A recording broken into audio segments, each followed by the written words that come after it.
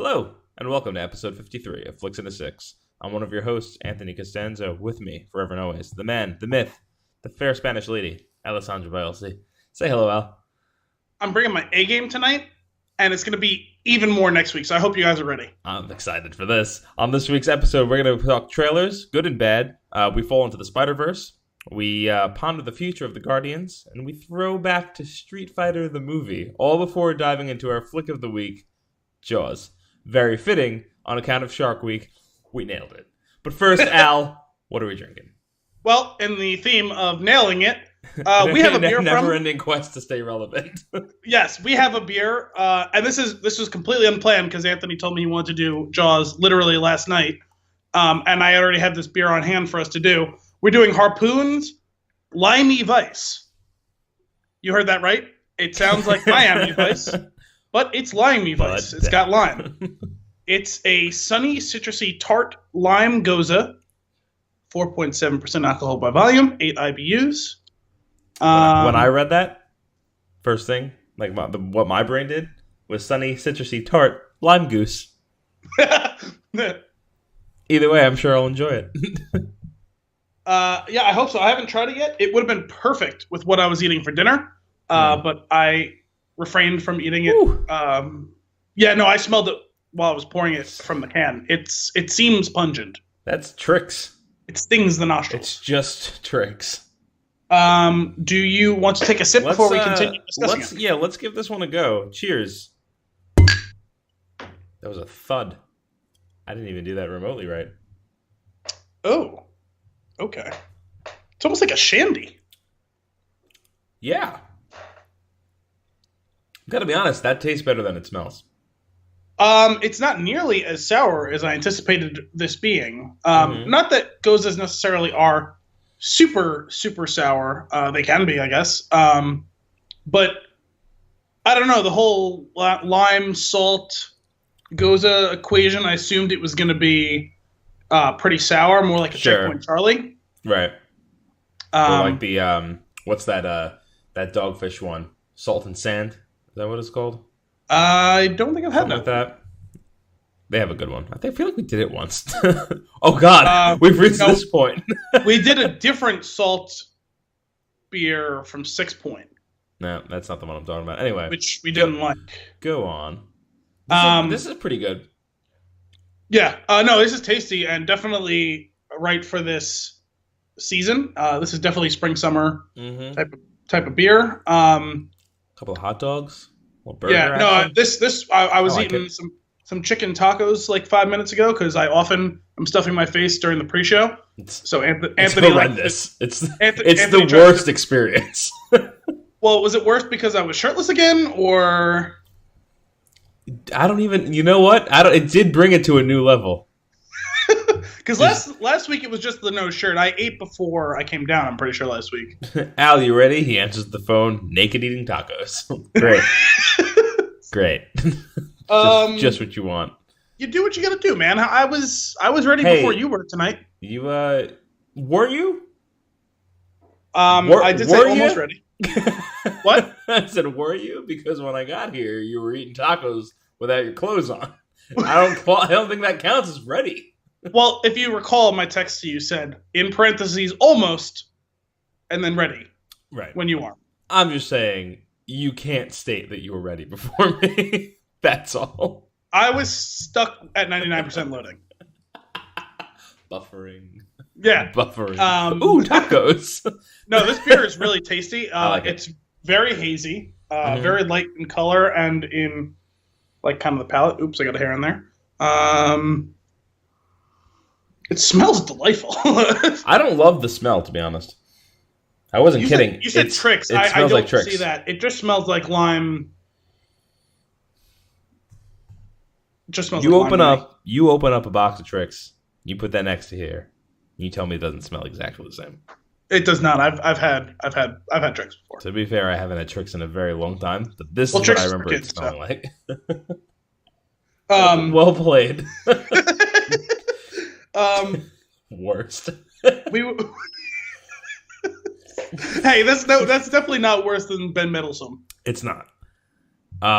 for that reference, please watch the Ready Player One Honest trailers on YouTube. Pretty great. We would be remiss if we did not mention the can art, because we often do. Yeah. And it's exactly how you would expect a beer that rhymes with Miami Vice to look. Yep. It's got all those, like, I don't know what's the right word, pastel type colors. Close enough to get sued. Yeah. The Vice lettering is like Miami Vice. It's all like those weird, like, neon pastel-ish colors. I know those things contradict each other, kind of, but you're picturing it. You know what I'm talking about. The what's that? That's called. There's like little dots in the artwork. I forget. It's called something, but it works. It actually looks like a lemon and or a lime. Oh yeah, I dig it. No, it's good. This is this feels like a nice, like, well thought out limited edition. Yes. And I appreciate that. It's very. I'm enjoying this. I'm glad you added this one to the care package. Yes, I had quite the care package for you last week. We are set for a while. We've got some episodes coming. Yeah, for sure. We have many episodes. Some of them are planned. Some of them we don't know what they are yet. Yeah. Some of them we've seen the stuff for. Some of them we're waiting for people to see the stuff for. Specifically you. All you need to know is there's plenty more to come. Oh yeah. So, man, I actually I liked this when I took the first sip, but every sip after that has grown on me more and more. Yeah, me too. I am not a fan of the fact that it did not come in pints. Yeah, well, this is the first non-pint in a while. So it is. It comes purely because of the fact that I stole it. By which I mean, appropriated is probably the right call. Someone brought it to my house. They left specifically two of them at my house, unintentionally, and I said, "These are mine now. They're going to the show." That's fair. It's in your possession. It's all yours. No, it's definitely the flavor of this is definitely opening up as it goes. Thankfully, it's not nearly as salty as it could have been. Yeah, I would actually prefer it if it was slightly more sour than it is. But it's pretty tasty.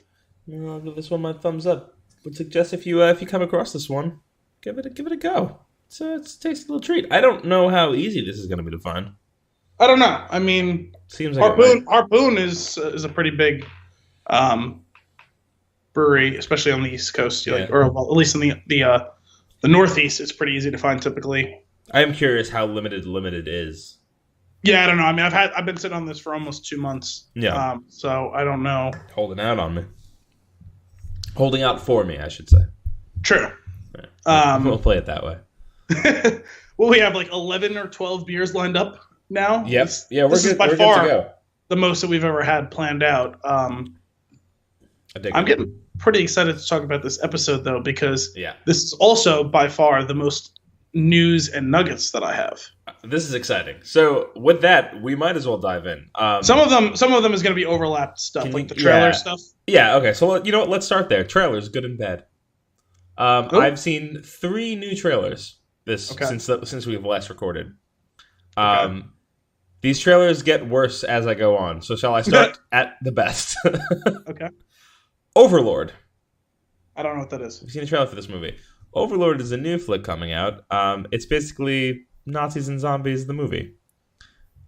This is I believe it is from the production company, from J.J. Abrams' Dealio. Is that Dead Robot? Oh, yeah. I forgot that's what it was called. I think I saw part of that on a commercial on TV. I'll run the storyline by you real quick. On the eve of D-Day, American paratroopers are dropped behind enemy lines to carry out a mission crucial to the invasion's success. But as they approach their target, they begin to realize there is more going on in the Nazi-occupied village than a simple military operation. They find themselves fighting against supernatural forces, part of a Nazi experiment. The reason I'm bringing this one up is the trailer popped up on the Flipboard, my movie Flipboard that I have, and I watched it and I was like, this movie will likely be fine. It'll probably be very entertaining and just a good watch. Overall, it's not going to be like a groundbreaking film or anything like that. But they nailed the trailer. The trailer is very entertaining. It's high speed. It's just it's one hit after the next. They're not giving you more than they should. They were doing this whole, at the very end, it slows down. and there's like this lead up to something, and like every other trailer this summer, they just, instead of showing it to you, they didn't. And I was like, okay, good. Well, if it's made by Bad Robot, you might never find out what's behind that wall, actually. Yeah, I was gonna say it's gonna have some degree of the mystery box. So yeah, but I would say it's coming out November 9th. This one, I'm calling it now. This one's gonna be. We're gonna do this one while it's in theaters. We won't be missing this one. So okay, give it a check. I saw a bit of the trailer, and I didn't realize what it was, and that's as soon as you described it, I realized, oh, I saw part of that. I don't think I saw the whole trailer, so I'm not sure exactly what's going on with it, but I'll have to check that out after we're done. Yeah, it's, you know what, there's basically what I said in that, like, I read that storyline from IMDb. That's all you need to know. That's all you're going to get from the trailer. There's not going to be much in there, but it is going to seem like an interesting concept. It's all in the execution of this, right? This is like a silly story overall. Like, we play it in video games a lot. If you want to turn it into a movie, you got to have fun with it. And I think they're having fun. It's got to be done kind of tongue in cheek, probably, right?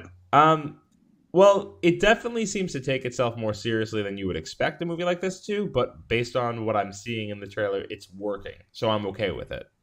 Okay. So give it a go. Report back to the fans.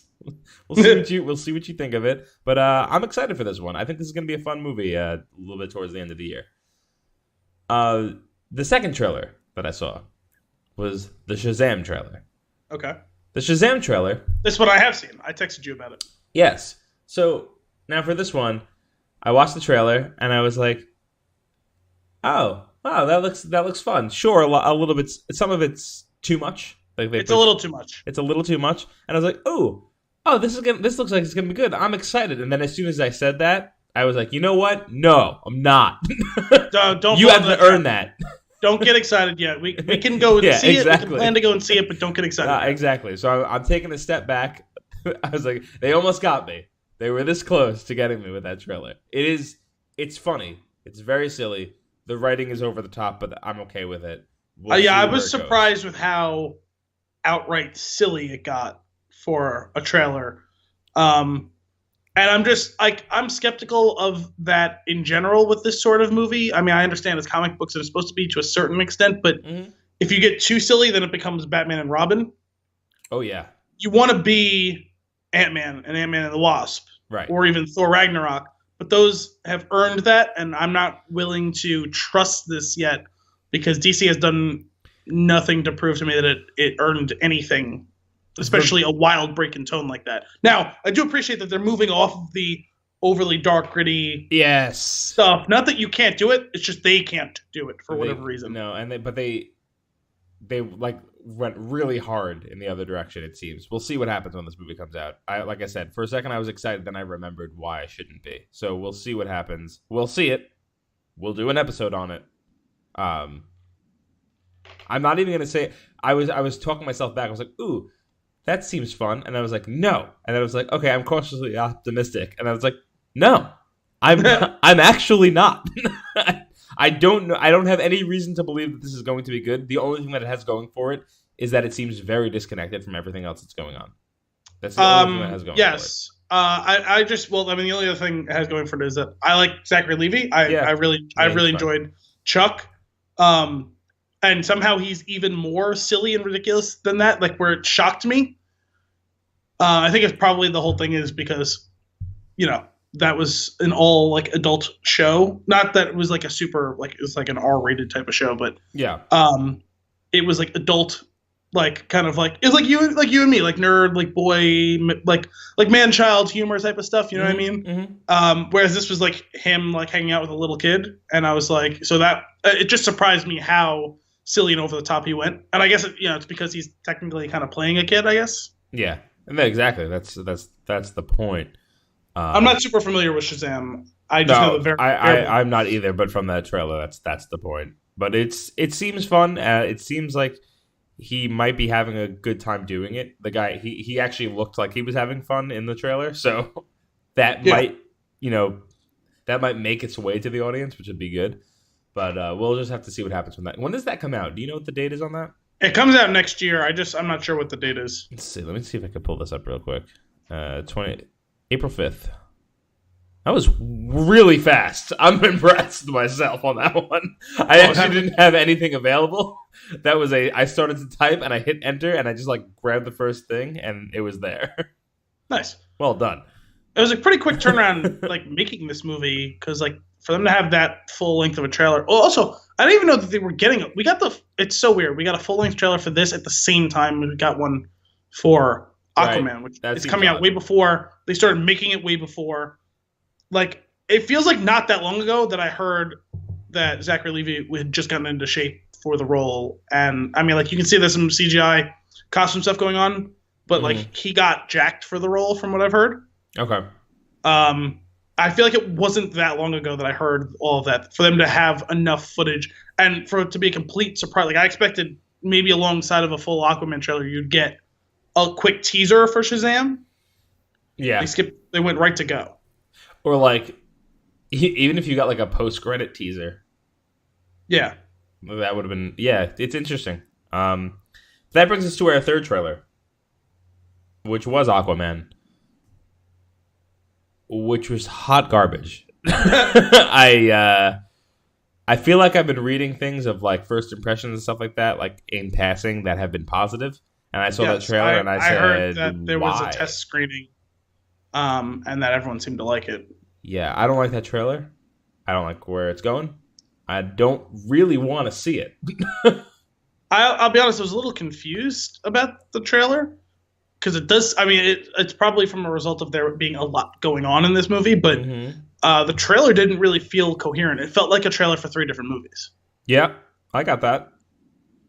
Visually and I guess tonally, it was probably more or less consistent, but narratively, it seemed wildly all over the place. And the story that they're telling just seems very boring. It feels very much like an origin, I guess, but both of them are. It feels less necessary to have that sort of origin for Aquaman, having him already been fully on screen for a movie. Yeah. Although I guess they did that with Black Panther and that worked out, but actually it's kind of the same movie. Huh. They're kind of doing Black Panther. The King has returned. They're all kind of doing the Lion King. The King has returned, and there's a fight for the throne. Yeah, I guess the main difference is one of the movies is phenomenal, and the other one is not going to be good at all. Well, probably. I mean, again, no reason for cautious optimism, but I'm not going to actually say it will be bad until I give it a shot. I can say I think it'll be bad, but it's a tactic that I have for this one going in. I'm hoping that if I really think it's going to be shit, that I might enjoy it a little bit. Force yourself to have really low expectations? Yeah. I'm burying the bar. That's my goal here. To see if we can come up above it. I will be blown away if somehow I am underwhelmed. I guess at that point it's just on me, right? Yeah. I don't even know. I don't know. It seemed like there were some cool elements going on, but it seemed very haphazard and it seemed like it might be a bit too much. And as much as I've been complaining about the CGI stuff, I'll be honest, all that underwater battle, it looked kind of cool. It was super generic, everything going on, as you mentioned, origin story style, but not a good one because we know that origin stories can be done properly. This doesn't seem like it's going to be one. As far as the CGI goes, there was actually one thing that was super jarring to me in the trailer. There's like a scene of something happens off screen, and all of these people that are watching start to cheer. And they're all fake, and I don't really understand why, or at least their suits are fake. That part wasn't great, but watching an entire horde of people fighting on the backs of like sharks and shit looks kind of cool. That's fun. That looked cool. I'll give you that. So we might get like an interesting, fun, like 10-minute crazy sequence. It'll probably be more than 10 minutes. It will. You're right. It's the entire third act. It will lower sunglasses, jump the shark. Get out. Re-raise his sunglasses. Yeah, I'm not excited about that. What I'm not excited about is that I feel obligated to see it so that I can talk about it. The surprising thing is that the Shazam one felt better put together, even though this is the one much further out.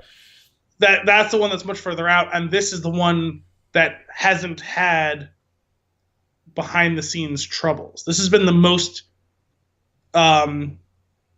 cleanly made of the DC movies. Yeah. There hasn't been a lot of behind the scenes strife. Yeah, it's interesting. You know what? I saw this really funny, this really silly video. Did you watch Entourage? No, we've talked about that before. I couldn't get into it. Right. You know how you know the basic premise, and you know that the character was like trying to land Aquaman, or does land Aquaman.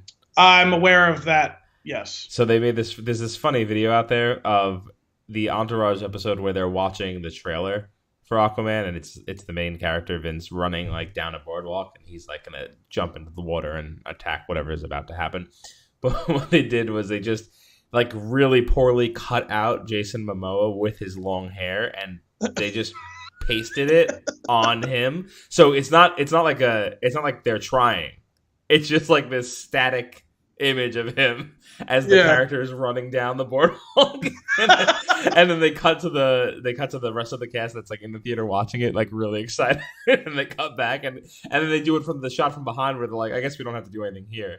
So it's not his hair at all, and it hits the back, and then they shoot forward again. It's just really silly, and I was like, I feel like it's not much different than what I actually saw. We'll have to see. We'll have to see what happens. I'm going to yield the floor for a nugget. Yeah, we should definitely trade them because I do have some that are more news. Excellent. So I will hit you with the news. I saw a news item today about Men in Black spinoff, and I immediately groaned. But then I finished reading the little blurb. It's like, okay, I still hate that they're doing this, but I kind of like the casting that's going on. It was a casting announcement. So, headline of this article, it was on Hollywood Reporter, is that Emma Thompson is joining the Men in Black spinoff. Okay. She will reprise the role of Agent O, the chief of Men in Black of the Men in Black organization. But what this article was actually about was how she was joining Chris Hemsworth and Tessa Thompson, who I didn't gonna be in this. I have not seen any. So I had mentioned that before when I had went on a rant about the Men in Black reboot article, which drove me absolutely crazy. But I think it was shadowed because you were just as angry by the word reboot. I had no idea that Chris Hemsworth and Tessa Thompson were doing this. You put them together. Different thing entirely. But that's kind of cool because I did think that they were good together in Thor Ragnarok. I agree. I can see that being fun. It also apparently has Liam Neeson and Kumail Nanjiani, which did not expect to see that. Excellent. As well as Rafe Spall, who was one of the bad guys in Jurassic World Fallen Kingdom, for those of you who are not familiar with the name. What was his name? Rafe Spall. Who was that? He was the guy who was doing like the double cross. He was the guy who like hired her, the one who was working for James Cromwell, and then got it. Gladiatored him. Got it. Gladiator. Thanks for clarifying. With a pillow. For those of you who were unsure what I meant. Excellent. Yeah, it's whatever. I'll see it because I like the two of them together. So. Yes. Oh, well, that's if it actually happens. What? If it actually ends up getting fully made and released. I mean, it seems like they are now because they have like a full cast, and F. Gary Gray has signed on to direct it. So okay, we'll see. But yeah, seeing them together again will be fun. Cool. One of my other notes was just general musings about the Spider-Verse, this animated Spider-Man movie that's coming out that just looks amazing. It is visually stunning. I'm still trying to wrap my head around Nick Miller. I'll never be able to accept that. I'm just going to see him as Nick. Yeah. Even though you won't even be seeing his face. Right. Just be he is like the Peter Parker that we're familiar with, right? That's the character that he's playing, I believe. Except it seems like he might be doing like a old jaded, like out of shape version of it. Yeah. Which is great for Nick. But yes. for those of you not familiar with who we're talking about, this character, Nick Miller on New Girl, who we're calling Nick, not his name. Jake Johnson. Jake Johnson is playing one of the Spider-Men of the Spider-Verse. And I think this is a really cool thing. It's funny because people with these multiple universes or time travel or things like that, it's very easy to screw up. And I think multiverse stuff is way easier to pull off than time travel. Sure, it is, but some of it is like you just kind of have to lean into it. Like you gotta go, like just throw it at the audience and expect them to accept it, because sometimes when they start to over-explain, they just ruin it. Like I think the Flash TV show does it really well with the multiverse stuff they're doing there. It's like, cool, it's fun. Like I get it. Like you're just telling me that there's a bajillion different universes and the same person exists in all of them in a different way. Okay, like that's all the information that I got, and I was like, that's good enough. Like you don't really need more. It's like we're not trying to explain the science to you. Here's the story. Let's have fun. And I feel like they're gonna. It seems like they're gonna do a good job of just going with it from what I'm seeing in the trailer, and I'm excited about that. I think it's easier to do that too in an animated type movie. Yeah, you can get away with more. Yeah. But it just everything about it looks like great quality. Fun. Yeah, it's beautiful though. Yeah. And I'm just really excited. Like I feel like something from there will make its way onto be one of my wallpapers for a while. Like it just looks really good. Just some sort of absurd, colorful, bright, beautiful sequence. We'll just freeze frame that. See, I'm not usually really all that interested in these types of things when they come out. Although most of them tend not to be theatrical releases. I know some of them are. Mm-hmm. But I saw this trailer in front of Ant-Man and the Wasp, and I was like, oh, that actually looks kind of cool. I might want to check that out. Right. I think that's where I saw it as well. Yeah, I'm excited. When does that come out? Is that October? I have no idea. Let's see if I can pull this one up. Spider-Verse 2018, big money, first click, December 14th. Okay. Nice. Excellent. It looks like we're going to get some cool animated costumes of existing things, some throwbacks to other stuff. And I know that these stories exist already. I don't know how, I'm sure there's this is the screen version of an existing story, but it just seems very cool to me. Yeah. I'm excited for it, so we'll have to check that out. And that'll be one of our episodes. Moving on to another Al's Nugget. I have another news. We are getting a brief return of Star Wars: The Clone Wars. I don't know if you heard. I saw that. What's that about? I don't know anything about it. So what happened at the end of The Clone Wars is it ended on a really weird note. Okay. They kind of cobbled together an ending, but they were heading down a certain path leading into Revenge of the Sith. They were getting pretty close to that at the end of the show. Okay. But they weren't there yet, and they kicked off this storyline in the final season, and then it felt like they rushed to the finish out of nowhere. Because they started getting into a lot of 2 or 3 or 4 episode runs in the last 2 seasons of certain mini story arcs that would follow 1 or 2 or an ensemble of the admittedly fairly large cast. Okay. And I'm pretty sure it ended all with this whole sequence with Yoda chasing some mysteries of the Force. But it was a really weird note to end the show on. It would have been fine as just a part of the final season. Right.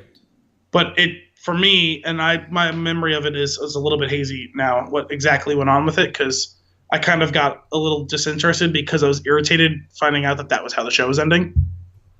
But I know that they had, I think if you look online, you can find bits of voiced over episodes that were released that was going to continue on after that with some of it's fronted by storyboard stuff, or it's it was pre-animation or fully rendered coloring animation where it's wire figures and shit like that. And I didn't bother watching any of it because it was I don't really see the point because it's not technically canon because it's not part of the actual show. It's not fully released, yeah. So supposedly what they're doing is, I forgot to. They showed a trailer at San Diego Comic-Con saying how it was a war left unfinished until now. And so what they said is it's going to come next year on the direct-to-consumer Disney streaming service that's expected to, I think it's supposed to be towards the end of next year. It's supposed to cap the show for real. And, this article doesn't have it, so I don't remember exactly. But I saw something, it's supposed to be, I think, at least 12 episodes to complete the series. Okay, it's going to lead into something, or is it really just to polish off something that they started? I think probably the majority of it is that, but I expect that if they're going into doing this, there must be something in there that's connection. That's going to be a connection point to something else that's going on. Yeah. Do you think it's something in the new series that's coming? Do you think it's something in the last movie? It could be any and all of those things. That's exciting. Actually wouldn't be terribly surprised if it was to try and introduce a character for the new show that's coming out, or right, that wouldn't be a bad idea. It could be a tie-in to the new, although the timing of that would be weird because the new animated show is coming out at the end of this year. I think October or November or something like that. But I expect that the reason they're doing all of this is for continuity's sake. I would imagine so. And it's a pretty small ask to get this on. It's like a 12-episode run. Yeah. That's cool. It also it feels like they have their reasons. It's going to draw people to the streaming service, right? That's I think a big part of it too. And it's going to they like to keep their fans happy, so it's like a response, I imagine, to some similar feelings to what you were expressing about how that last season went. So that's pretty cool. I think it's one of those things where, like you said, to draw people into the streaming service, and as much as people who are missing the point are complaining about quote unquote continuity errors because they don't understand what that word means and plot holes and stuff like that. You're a plot hole. They take that stuff very seriously now. Yeah. They are trying to fill gaps that were left by the original stuff that was being made by Lucas, and trying to cut through the crap that was a lot of what the Legends was, but still trying to preserve and re-release the stuff that was important, the stuff that everyone loved the most. Mm-hmm. So some of that I think will probably make it into this as well. I'm not sure though. Yeah, that's pretty cool. That makes me want to watch that series because I'm curious. I would love to be a part of that when it releases, like that final season. Yeah, well, I mean, you got plenty of time. You got almost a year and a half to do that if you so desire. Some of it is tough, especially in the early, especially in the first season. But there's a lot of good stuff in that show. Just maybe skip through any of the Jar Jar episodes. I just for our one angry fan, I finally made some more progress on Rebels. I watched one more episode. I'm trying to get myself back into it. Wait, who's the one angry fan? Damien. Oh, he's not angry, but he does ask me if I've gotten any further on it, weekly, and I felt obligated to make some more progress. I didn't know you watched them. That's funny. So I'll have to keep that going. I mean, I enjoy it every time I sit down and watch it. It's really good. It's pretty quality writing. That show is stories are way fun. More cohesive than Clone Wars. Yeah, overall.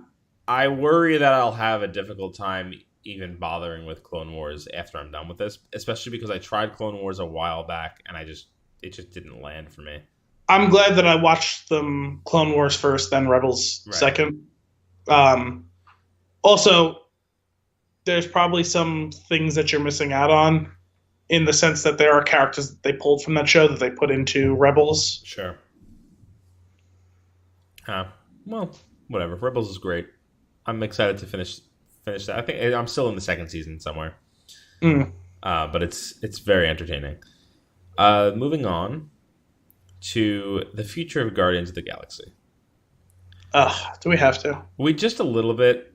because I was very, very like, oh crap, because we were just talking about how I was like, you know what, Guardians might be my favorite of the Marvel movies. I don't know. I haven't made my final decision yet. But like, when I went back and watched it, I really, really love that movie.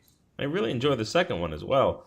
For those of you who don't know, James Gunn was fired under some nasty tweets and things like that were dug up from.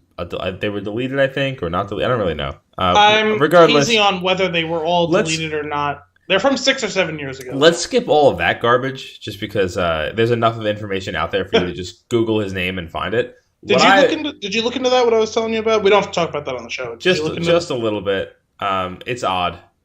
It just seems it's there's perspective there. Yeah.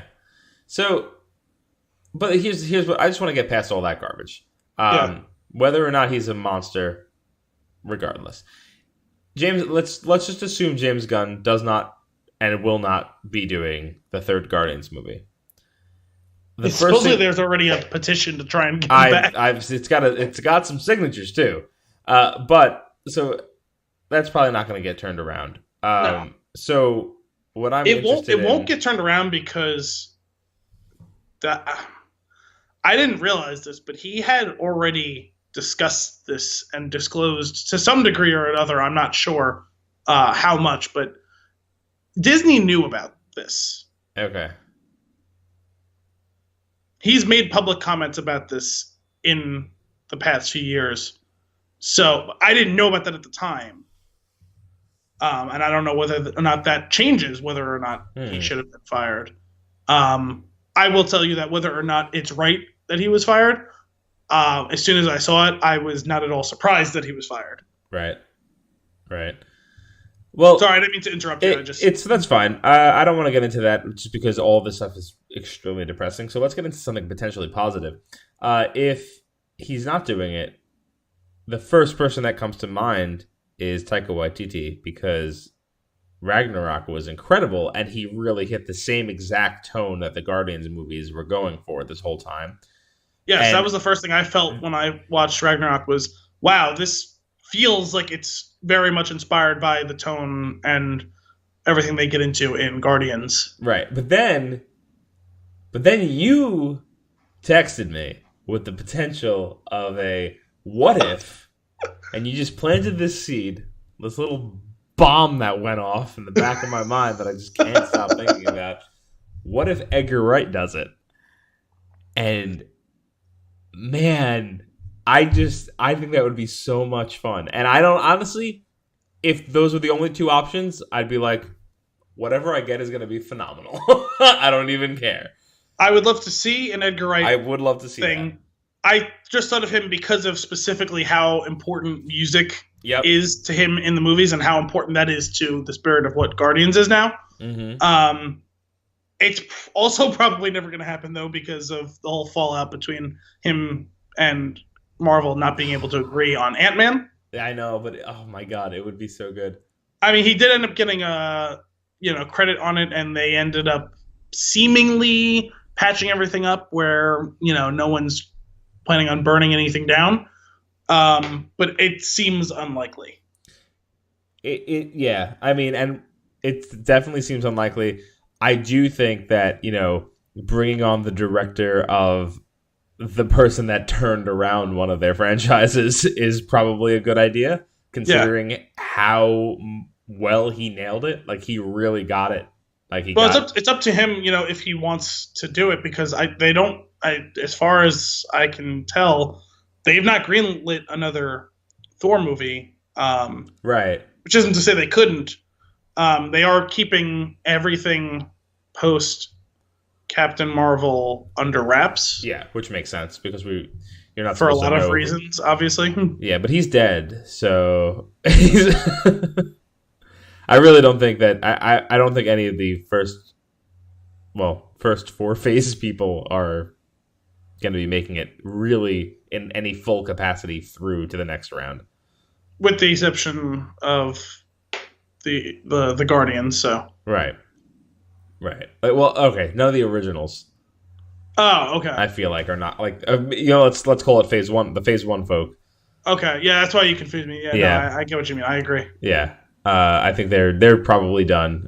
Which is honestly like it's good and bad for Thor because man, I would love to see Right when he get his more. stride. Right, I would love to see more because he's really doing. But this is the George Costanza like going out on top. Like this is like good night everybody, we nailed it, and they're just leaving. And that's totally I'd be fine with that. But I would definitely love to see that guy do some more movies in this universe because man, I love Ragnarok. It's so much fun. And every time I watch a clip of it or go back and rewatch it, it's just like it's just so silly and it makes me laugh so much. There's so many good lines. There's the callback, the he's adopted callback, which is just beautiful. I forget. I've only seen it one time. Still, I believe it's the first Avengers movie. Somebody calls Thor is talking about Loki, and he's just like, but he's my brother. And then I think Sherbatsky, which is her name in How I Met Your Mother. I don't know her name in. Mariah Hill. I think she says something along the lines of like he killed so and so, like how many people, and he goes, he's adopted. And then in Ragnarok, they go, he's like, you know this guy? The Grandmaster is talking to Thor, and he goes, he's my brother. And Loki goes, I've never seen this man, or he's like, I've never seen this man before in my life. And Thor goes, he's my brother, and he's like, he's adopted, or adopted brother. Like he just brings it back like for his advantage. It's just such a silly thing. And I was actually watching this great little video that I had come across on YouTube of like just all these really subtle continuity things that they do in the MCU, where it's just like a small nod to something that's happened like so long ago. But like if you really want to like put up one of those like crazy stalker like yarn web things on the wall, like you could really draw these ridiculous connections between movies, and it's just really awesome. There's so much work and so many people that dedicate their time to these things. Well, speaking of continuity and specifically Thor and Loki, I don't think we discussed this. I saw it a week or two ago, and I meant to bring it up to you, and I forgot. Breaking news? Breaking theory. Okay. Have you seen the theory? Well, there have been theories since the movie came out. Spoiler alert for Infinity War, guys. Now that it's time. You got to know what happened. Let's move on. So there's been a lot of theories about it. Most of them not based in anything. But there's a theory that Loki is alive. Mm-hmm. Okay. And I've seen a couple things about it in the past couple of months. I'm like, yeah, no, thank you. Go move on. Yes, I understand that he does fake doubles, this and that, blah, blah, blah. That's not really enough for me to go on. But there was a bit of compelling evidence tracked down by some people. Okay. Specifically that Loki is right-handed. Oh, I did see that thing. And there's only been 2 times where he's ever used his left hand predominantly, and both of them have been when the one for sure was when he was doing something deceitful. Right. And he attacks Thanos with his left hand. Yeah, it's like a weird mirroring thing, right? Yes. Yeah. Where in any time he's actually him, he's only ever used his right hand as his predominant hand, hand holding a weapon. That's cool. And twice, one of which was in the Dark World. I think it was. I may be misquoting, but I think it was when he cuts Thor's arm off, but it's not for real. He uses his left hand. Okay. Or something like that. And then he uses his left hand in Infinity War when he attacks Thanos. So cool. I love that. So I guess we'll have to wait and see whether or not there's any weight to that. But that at least is some sort of tangible evidence. That's good. That's really good. I mean? Mm-hmm. If somebody went back afterwards and was like the people that wrote it, they were like, no, like he's dead, and they went back and looked at this stuff, they're like, shit. They have to go back and fix it. Oh my god, that'd be great. That's enough. That's enough of Guardians. I'm just excited to see what happens to it, because Guardians 3 is obviously going to be a thing. This doesn't have to be a bad thing. We could get something amazing out of it. It could all fall apart. We'll see. We'll see. So what's your next nugget? They may finally slowly be moving forward with a Dread TV show. Oh, interesting. There's a story today What that network is this? the long rumored slash gestating Judge Dredd TV show has a completed pilot script and 2 seasons fully planned out. This is a story on AV Club. Okay. Over a year ago, we reported that a Judge Dredd TV show was in development from indie studio I Am Global and Rebellion, the video game studio that now owns 2000 AD, the comic where Dredd originated. That was the last real movement we had heard about on the project, save for some talk about whether or not Carl Urban, who starred in the Dredd movie, would be reprising his role as the helmet-wearing Arbiter of Justice. We're still not sure if he will. At Comic-Con over the weekend, though, Rebellion announced that 2000 AD writer Rob Williams, who has a long history with Judge Dredd, will be the creative lead for the show's pilot, and he's worked with a team of writers to complete a full pilot script and sketch out a plan for 2 seasons of the show. As part of that sketching out, Williams and his team have apparently decided that the show, dubbed Judge Dredd Mega City 1, should be more of an ensemble piece than a one-man Super Justice show. Meaning we'll get to spend plenty of time with the supporting characters who helped Dredd in his noble quest to kill as many criminals as possible. Before anyone gets really excited, though, it seems like Mega City 1 still doesn't have a network or streaming service attached, so we still don't know when, I don't know who's making it or when it would we'll actually get to see it. Okay, but interesting. That's cool. Yeah, we'll see what happens there. I would definitely tune in to check that out. Wherever it is. I'd be curious to see what happens with this. I know that the movie has developed a fairly considerable cult following. I finally got around to seeing it a couple of months ago once you lent it to me, and I liked it. I didn't love it. I thought there was some cool shit going on. It's entertaining. It was entertaining. I guess, for whatever reason, and I really don't know what the reason was, it wasn't what I expected.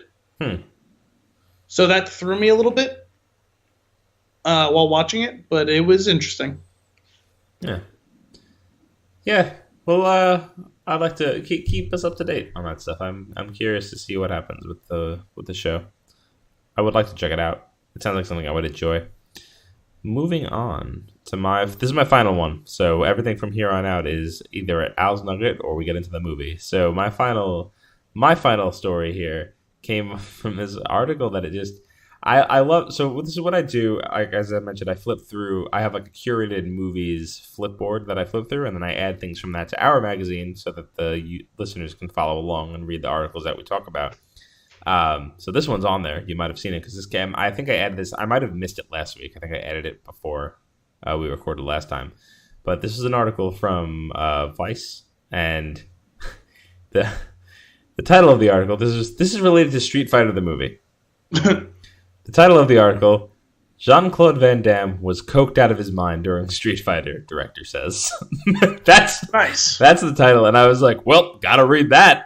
It sounds like there's been a lot of interesting antics of his on the set of movies. Yeah. So I dove in. I'm just gonna read you this one poll from it, just because it's very funny and it just sets the tone of the entire thing. I couldn't talk about it at the time, but I can now. Jean-Claude was coked out of his mind, D'Souza told Guardian. The studio had hired a wrangler to take care of him, but unfortunately the wrangler himself was a bad influence. Jean-Claude was calling in sick so much I had to keep looking through the script to find something else to film. I couldn't just sit around for hours waiting for him. On 2 occasions, the producers allowed him to go to Hong Kong, and both occasions he came back late. On Mondays, he just wasn't there at all. And that's your whole setup. That's the entire thing. And it's just there's some funny stuff in there about like how expensive the movie was because of Jean-Claude Van Damme and Raul Julia, and like they still did it. Like they still made the movie. They still like got it released. There's also what I didn't notice before, but there's a link in the article that I did not click.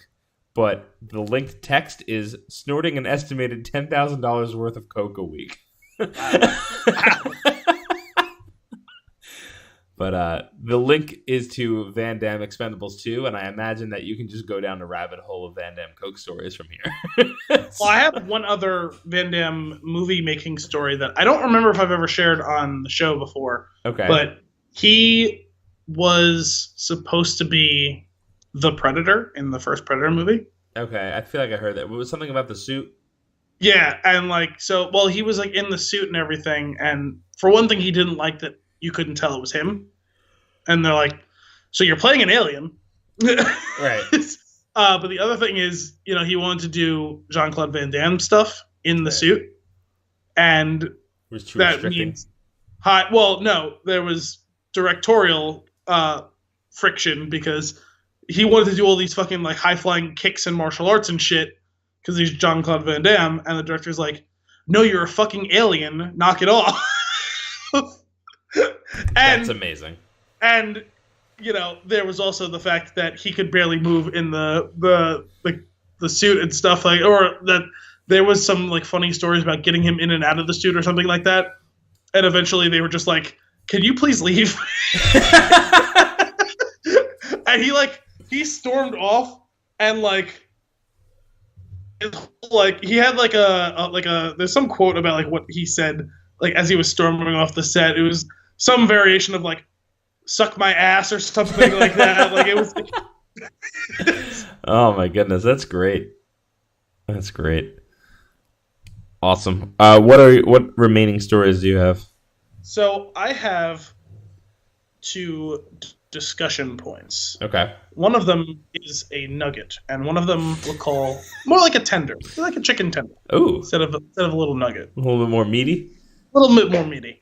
This just got weird and gross. The second one, well, you never specified what sort of nugget it was, so I decided to do this. We could have gone with, if it was gold, we could go with gold nuggets and gold bricks. Okay. Each their own. But it's not. They're nuggets. Now they're nuggets and tenders. So the nugget is a preview to next week's episode because Sunday I spent most of the day with you and your lovely wife and your sister and other people as well. I like how you added the yours so that to make sure that those weren't the same person. Punctuation is very important, as is grammar.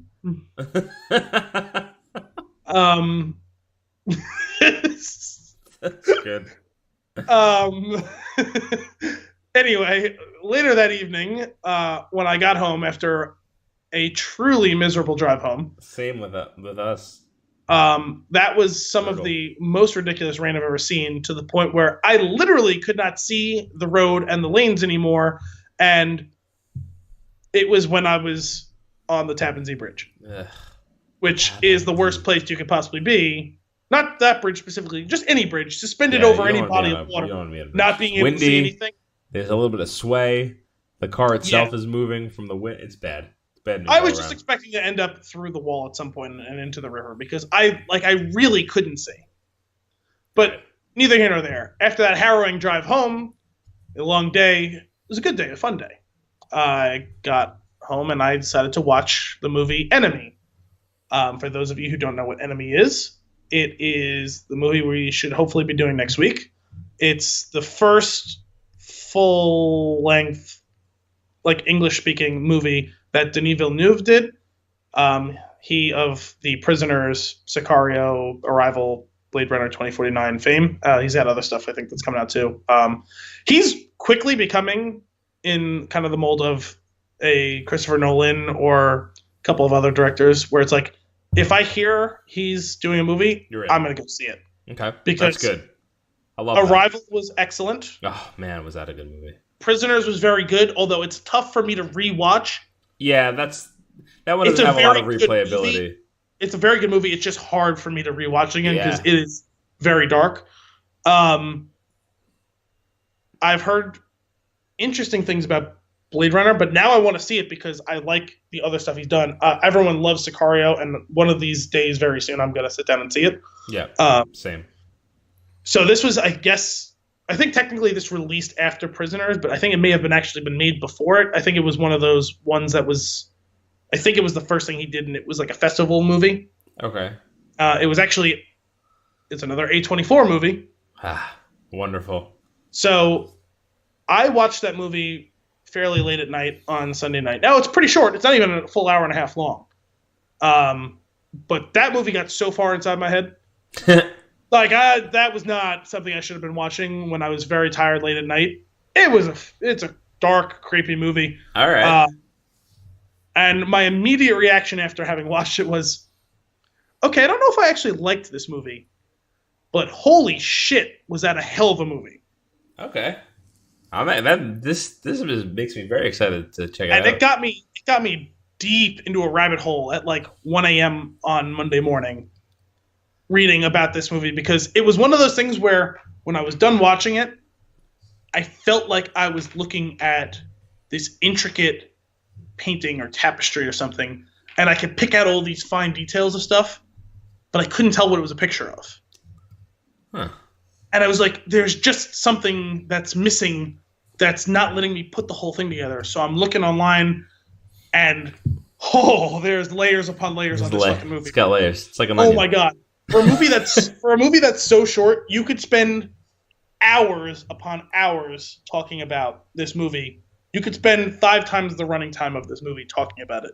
Okay. I'm very excited to watch this. So when I said earlier that I brought my A game for this one, and even more for next week, I have notes. Okay. So this is on Netflix, you said, right? It's on Netflix. For those of you, I want to mention so it now 100% of the people that listen to the show are able to watch it.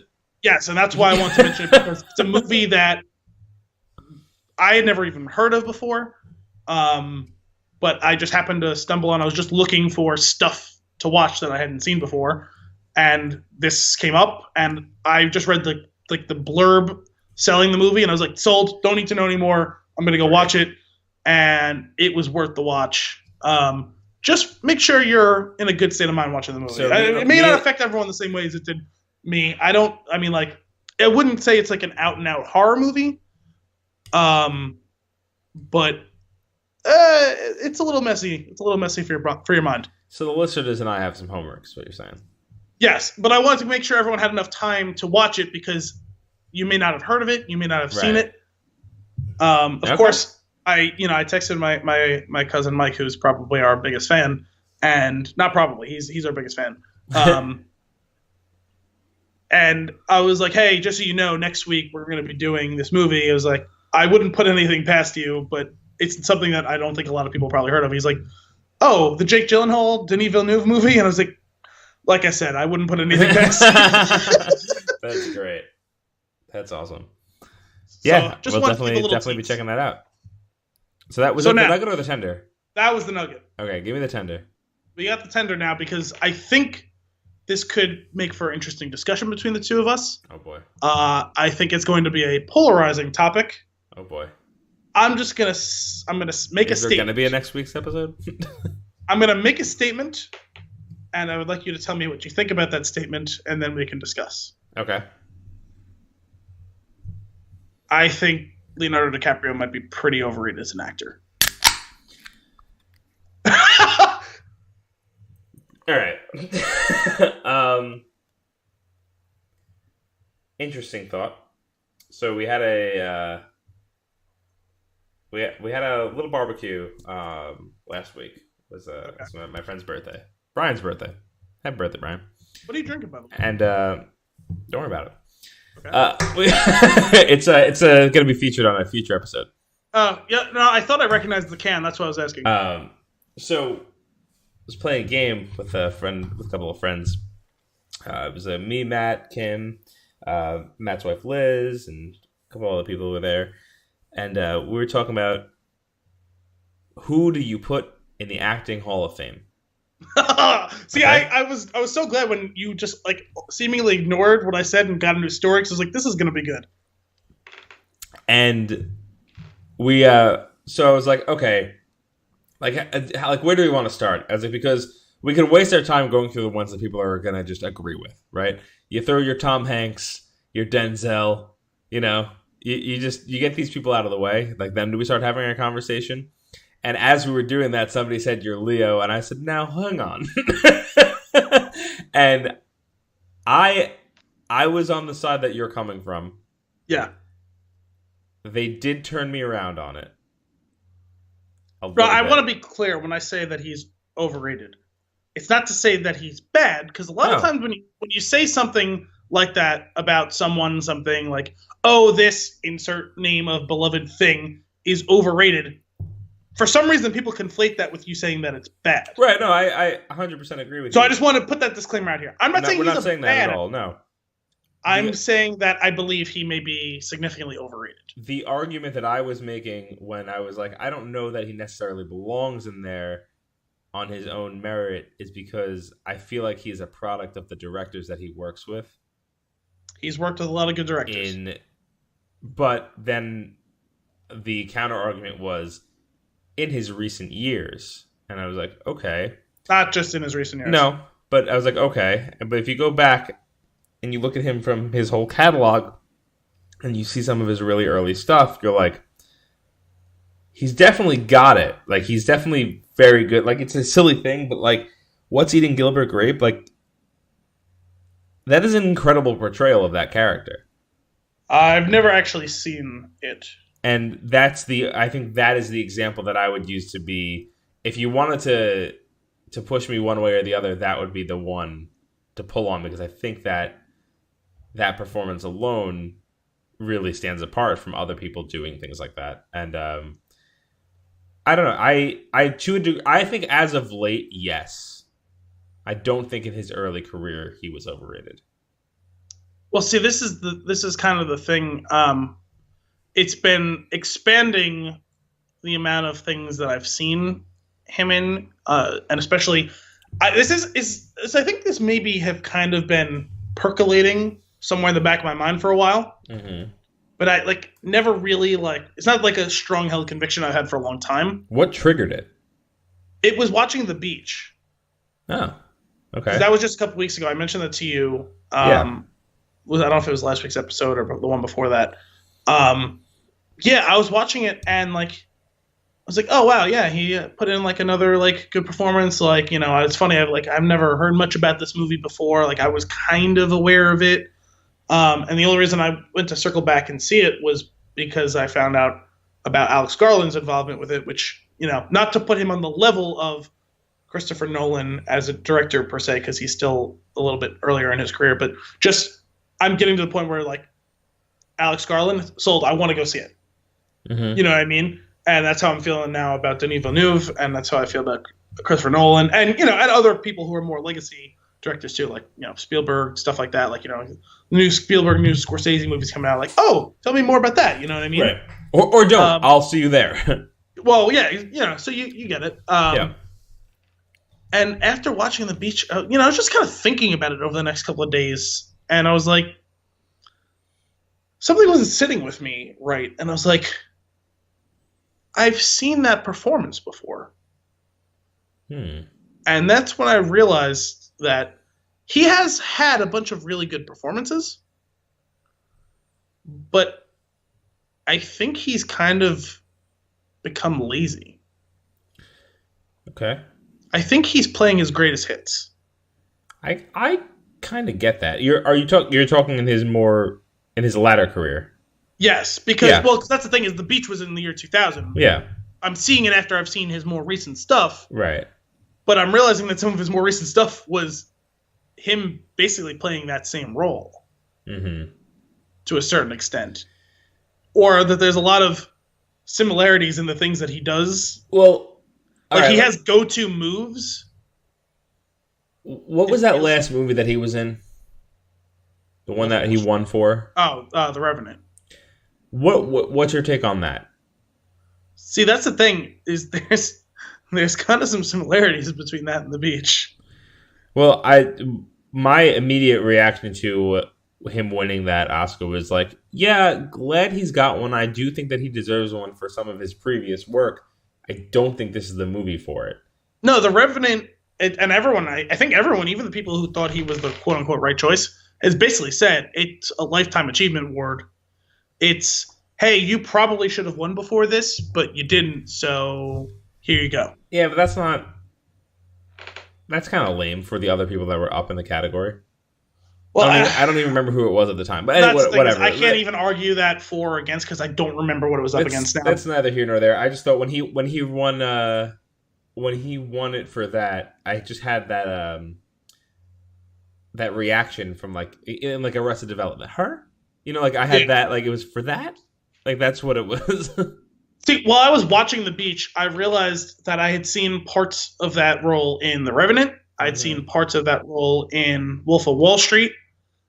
I'd seen parts of it in Inception, and that's what finally like clicked for me. What made me feel that way is like he's starting to play some of his greatest hits. I'm kind of wondering if that's him or if that's a fault on direction of like give me that thing. No, because those 3 movies I just mentioned were directed by Quentin Tarantino, Christopher Nolan, Steven Spielberg. True. Those I don't think those directors are going to be like, just do that thing you did. Right. So he's going to his playbook. Yes, that's what you're saying. It feels like he's going to a playbook. I don't disagree with you. I see. I wasn't sure. Because I feel like you are a Leo fan, and I've mostly kind of considered myself one as well. And I was wondering whether or not you would push back too strongly at me until we had this discussion some. But I'm glad to know that I guess I'm not completely crazy in this. I'm not doing it to be contrarian at all because The Departed is very much one of my favorite movies, and I thought he was really good in it. And that performance is... That's the one that he should have gotten it for over I agree. That performance is on point. And the other thing is, everyone raved and raved and raved about him in... I could do your job. I don't want to. Everyone raved about his performance in Django. And I left that movie feeling really underwhelmed. I actually do enjoy his performance in that, but I like I just thought it was fine. like the over the top nature of the character, though. Yeah. That's like what it's supposed to be. I don't think... I don't know. If you want to talk about if you want to talk about incredible performances in that movie, Christoph Waltz is like... That's the performance in that movie. That's the one that steals it. Christoph Waltz, Jamie Foxx, Samuel Jackson. I take all of them over his... Yeah, that's fair. That's fair. And also, he just doesn't really have a ton of screen time. No. He does seem like he's enjoying himself, though, doing that role, which is helpful. Yeah, no, he looked like he was having fun with it, I suppose. And that's a plus, and that's a credit to everyone involved. Because when you can tell that someone's taking it seriously, it's a scary place to be. Because if you're having too much fun with that role, that might be a problem. He went pretty seriously with the role. There's the story about how he freaked out. Cutting his hand. What's that? Yeah, when he cut his hand with the blood. But yeah, I don't know. I've just been realizing maybe he's not quite all he's cut out to be, and the whole because you hear people talk about him like you say acting Hall of Fame stuff. I guess maybe he's an acting Hall of Famer, but not first ballot. You know what's funny? He's not a Mount Rushmore actor. Maybe we should. This could be a new segment that we do going forward. We each bring somebody to the table that we would like to put into the Hall of Fame each week and discuss whether or not they make it. I don't know about every week, but it's something we could revisit with other people, I suppose. And that'll be like a one-off episode. Me trying to be contrarian at all. It just kind of out of nowhere finally hit me. I'm like, huh. Yeah. No, I kind of, because when somebody brought his name up, I kind of had the same reaction. I was like, that's funny. The timing. I didn't expect to be defending. We didn't discuss that at all. Yeah, I didn't expect to be like, actually, but I was it was just coming out of me. I was like, huh, weird. I was afraid this was going to be something that was going to be super polarized between us and how dare you? Yeah, that we were going to reach through the screen and kill each other, and that the audience was going to burn down the show. Right. And maybe they'll still do that part of it. I don't know. We'll go down together. But he seems to be. Achieving that status of untouchable, all-time actor by a lot of people. Everyone, oh my god, he's such an amazing actor. It's he's a really good actor, but I don't know. Yeah, I'm with you. We'd like to hear your thoughts, listeners. Reach out. Curious where you all stand. Uh, do you have any other nuggets? That's it, right? No, that's it. That was a spicy tender. So shall we dive into our flick of the week? Our flick of the Shark Week. So this is exciting for me, Guys, because let's just say here, we're not doing a spoiler, not spoiler stuff. This movie is 43 years old. right, shame on me is how I'm going to start this off, because that's where this whole story begins. Slightly less shame on me. With this movie, the timing couldn't have been better. So I was going to hang out with some friends yesterday, and we were talking about going to see a movie. I suggested that we go see Mission Impossible. I was then informed that it was not out. And then somebody said, let's watch Jaws, it's Shark Week. And I was like, okay. And the reason why I was so excited to do this was because, brace yourselves, I've never seen Jaws. And I know that's a ridiculous thing for me to be saying. Wait, to be clear, like have you never seen any of Jaws, or? I'm beginning to think that what I have seen has been like clips or bits and pieces while somebody maybe had it on when I was a kid, like here and there. But I've never seen the movie. Because we've definitely had, like, again, kind of somewhat, this is weirdly, because it doesn't go great with breakfast, a movie that has definitely been on for Saturday morning breakfast before. Mm-hmm. But, so I had seen probably a good 80 or so % of the movie. Just never all at once before now. This is the first time I ever sat down and watched Jaws start to finish. So the weird thing is, like, every line, every quip, like every like well-known tidbit I'm familiar with, just because I'm so familiar with all of these pop culture references. Yeah. But when I sat and thought about it, I had never seen the movie from start to finish. I had never seen, and after watching it, I can honestly say I've never seen more than 25% of the movie prior to yesterday. No, I had seen a lot more of it than that, and a lot of the scenes multiple times over. But there was definitely stuff that I had not seen before when I sat there and watched it. And the other thing is, outside of the ending sequence, I was kind of confused on some of the stuff just because I've never seen it all in order. Just the order of this, like the narrative in this, you know what I mean? Like, I had been lacking in a lot of that context. So here's a funny thing. I know there's probably people pulling their hair out right now because people like to do this. They're like, people love to throw the line of, "You've never seen that?" Guys, there's a lot of movies, and we've seen a lot of them, just not all of them. Right, and that's my point. It's like, if you're like, no, I didn't, and I'm being honest about it, and I'll tell you that. If I've never seen a movie, I will tell you I've never seen it. If you make a reference that I don't get, I won't pretend to know it, because I've seen enough movies. So like I feel like I've earned my stripes with the movie stuff. Yeah. For every movie that you say you've never seen that, I will. There's two on my shelf that you probably haven't seen. You know what I mean? Well, the other thing is, I mean, I don't have the collection that you have, and I've seen a lot of movies. You don't need to have a collection like this. The thing is, even if I've never seen it, I usually at least know something about it. Right. Like, if you say it, if it's like, especially from the past 35 years, let's say, and obviously it goes farther than that, but like, I usually at least have some bit of context. I'm usually aware of it. Sure. I'm just not old enough to have seen all of them. I have a list of movies that I want to see that I just haven't seen yet. Me not seeing Jaws was just because I just hadn't. There's never been a time where it like came up, or it was never a thing that I sought out to see.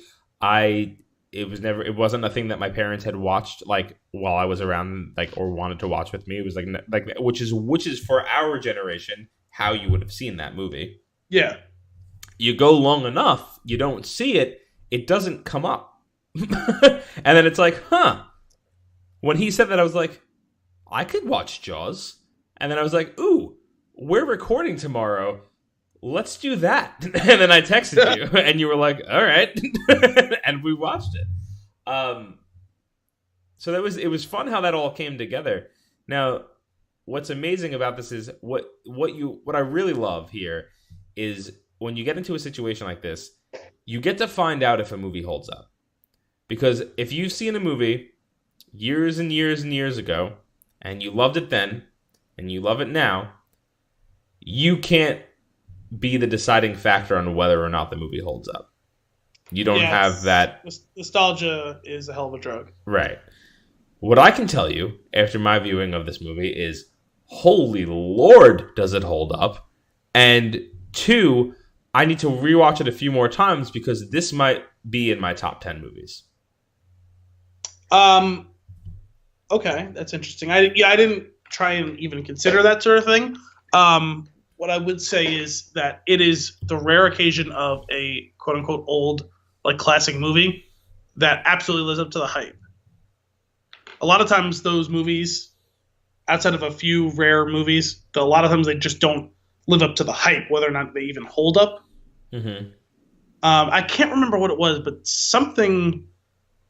Oh, and okay, if the Leonardo DiCaprio thing didn't piss you off, this one will. I just don't get the hype for Raging Bull. I'm going to add this to the list. What? I have not seen Raging Bull.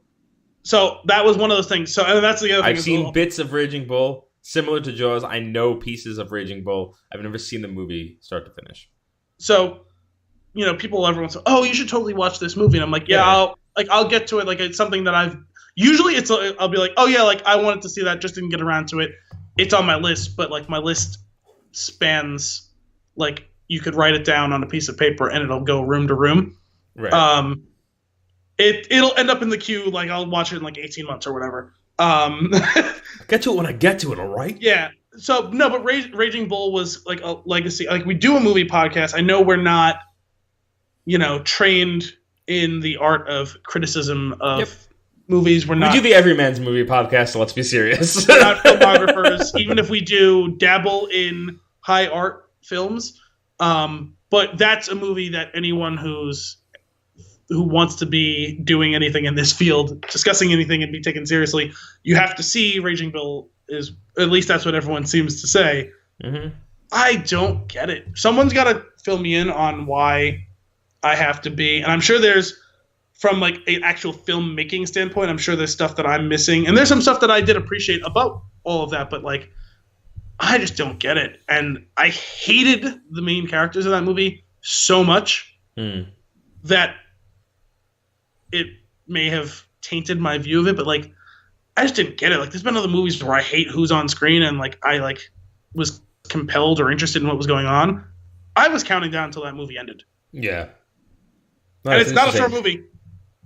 That makes me want to watch it. And like even more. A lot of times it'll be like, oh, these people are shitty, but there's something redeeming or redeemable or something in what's going on that makes you want to stick around. I didn't see any of that. And it's just based on this is based on real people. This is a real story. Yeah. Like, these are terrible people. Why am I like, I'm not going to root for this guy to win fights. He's a terrible human being. Maybe we'll do a short episode of that so your blood pressure doesn't go through the roof when we talk about it. It's fine. Like, I'm not mad. I just confused is really what it comes down to. Disappointed. Like, does it just get bonus points because it was shot in black and white? Right.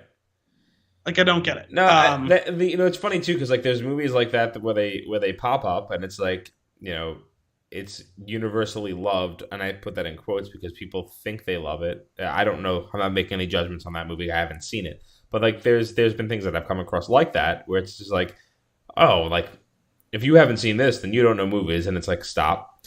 And then it's like if you haven't seen this, if you don't like this, then you don't like movies. It's like also stop. Like that's not how this works. Well, the other times is like there's stuff where it's like, okay, I didn't really love that movie, but I get why other people do. Mm-hmm. I don't get it. That's what's confusing me is I just don't.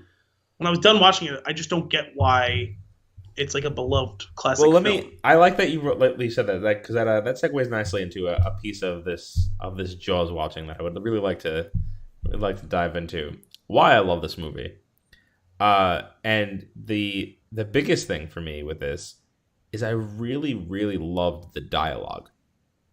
I love a good dialogue. And this is call me crazy, I understand the influence that Jaws has on Kevin Smith. Kevin Smith loves Jaws. He loves it. He measures things as Jawses. He says that's 3 Jawses. Like that's how he.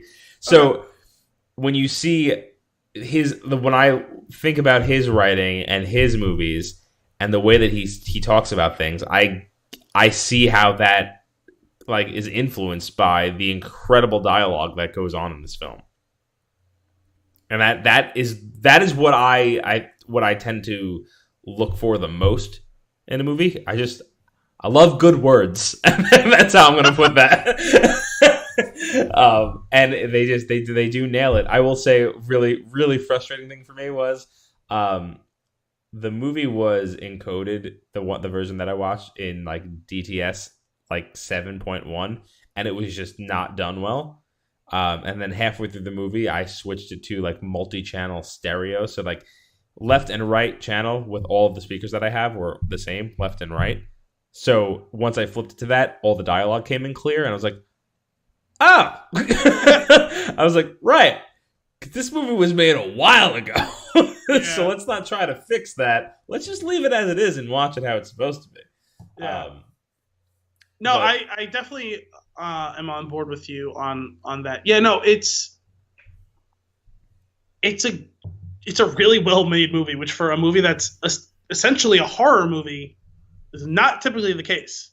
Yeah. But it's also a hallmark of Spielberg's version of horror, right? Because Jurassic Park is a horror movie. But it's a really good movie made really well with, again, horror great dialogue and, a great, tight, coherent story, as is Jaws.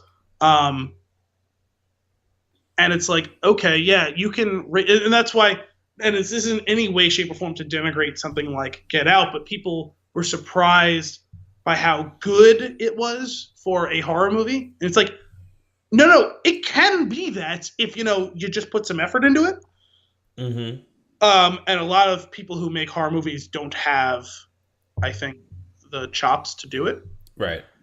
And Spielberg does, and Jordan Peele does as well. Right.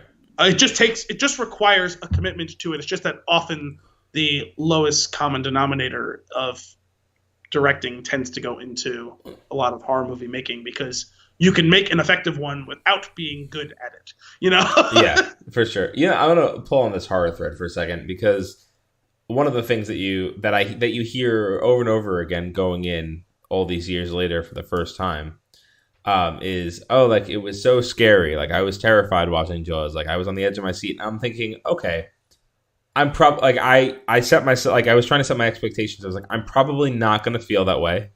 I'm probably desensitized by a lot of other horror styles that I've seen since then. You just take a guess. You were wrong. I was wrong, and I'm so glad that I was, because I think there was like a couple points where I went, "Oh no!" like out loud, where I was like, and when I caught myself, I was like, "Man, I'm having a good time with this movie." Yeah, like, and that's what I mean by this thing holds up. Done right. I mean, this so is good. Like something that we discussed or something that I specifically highlighted, and I think we discussed when we did Jurassic World: Fallen Kingdom, about how often it's the things that aren't on screen that are the scariest. Mm-hmm. And actually, that to a certain extent is kind of what was going on for me when I was watching Enemy the other night. Watching those back-to-back 2 nights in a row, I don't watch a lot of horror. I will watch some suspense thriller type stuff, which I guess you could also brand both of those as this as well. But a lot of times it's what you just think is going to happen, but doesn't actually happen, or happens in a way you don't expect. Mm-hmm. That is the scariest stuff. It's a lot scarier more often, or a lot more, forcing your heart to pound through your chest, is what's not actually on screen. Right. Which is, and this is a masterclass in that. It absolutely is. And you can see that, again, talking about a director who is calling, like, J.J. Abrams is a huge Spielberg fan. Mm-hmm. And you can see some of that in, like, I've never seen the movie, but I'm functionally aware of a lot of it. The original Cloverfield isn't the majority of the movie the monster's not on screen, right? Yeah, you never. I don't think you ever actually fully see it. You only ever see like the silhouette or it or like quick unfocused in glimpse, background, like quick or frames like of you it. see like tail for a second type of thing, right? Mm-hmm. So, and I'm sure there are other examples of that in his work. I'm not well versed in all of Abrams' stuff, but you can see the clear inspiration from that in a movie like Jaws. Yeah, absolutely. I will say one of the things I want to touch on, though, bring that back for a second. The things that you don't see, what adds to that is what really amplifies those scenes is John Mother Effin Williams, because what a run with this guy that early on, right? Because it's funny. I was reading it was really fun. I went down this rabbit hole of like just crazy facts about this movie because I was just like enthralled with it when I was done, and just like the whole 2-note, doing it, that whole thing. Spielberg thinking that it was a joke the first time that he heard it, and then realized and like states later on that like the music makes the movie. like that's really great. Oh, I had never heard that before. I didn't realize that he didn't take to that.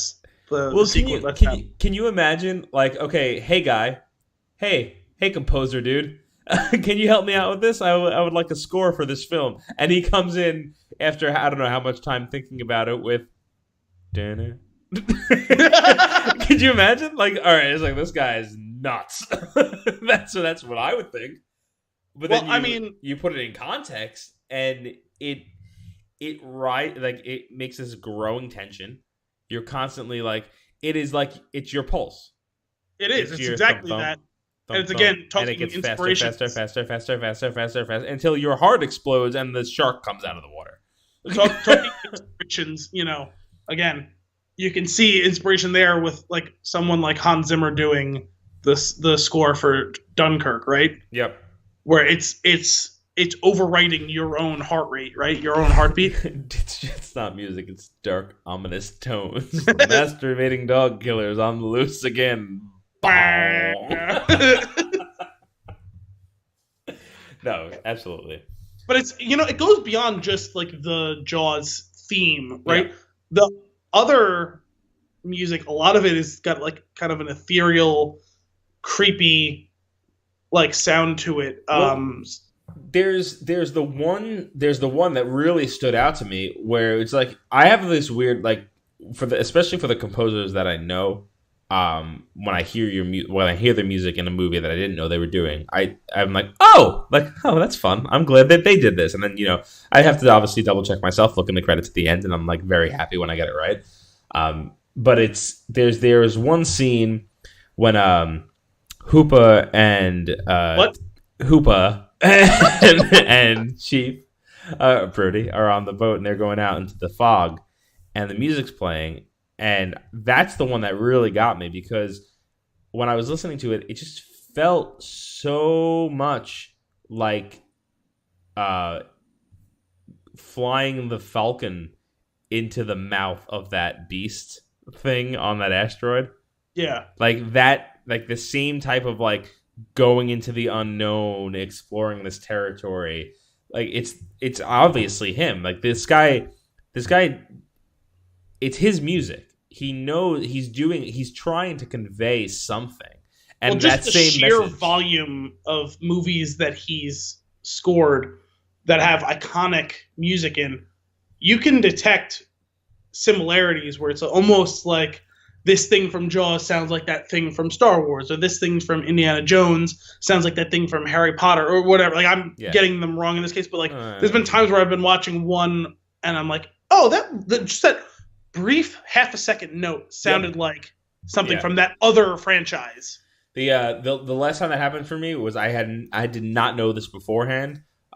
This Christmas we had sat down, we were watching Home Alone 2, and I went, "It's John Williams." Yes. and then as soon as I said that, it popped up on screen. I was like, "Nice." Every once in a while, I'll catch just like a quick note or a 2 or 3 second like sequence of notes, and I'm like, oh, that sounds like that thing from that other movie that John Williams scored. Like I can 100% pick that out. That's a similar, thing that happened there. I don't have the verbiage to describe that, but that's fine. I that's kind of what I love about this is you hear it. You're a movie fanatic as I am. Like it's just a thing. It's a component of a film, and you're picking it up. You don't have to know music. You can recognize patterns. Humans are great at that. Yep. And it's just like seeing, like, it's like when you recognize somebody's work that you love, it's exciting almost. It's like, oh, like it's my boys in this one. Like when I hear a Hans Zimmer track, I'm like, yes, yes. And it's like, just make my heart stop. The other piece of this though, aside from the horror, like, and what makes it, work so well, there's a lot of other great things going on there. Like, yes, there's this horror aspect, but we talked about the dialogue a little bit. There's a really fun, like, engaging story going on. It's interesting. It's odd a little bit. But then there's a lot of good comedy. Yes. In the movie. There's a lot of laugh out loud moments. And yes.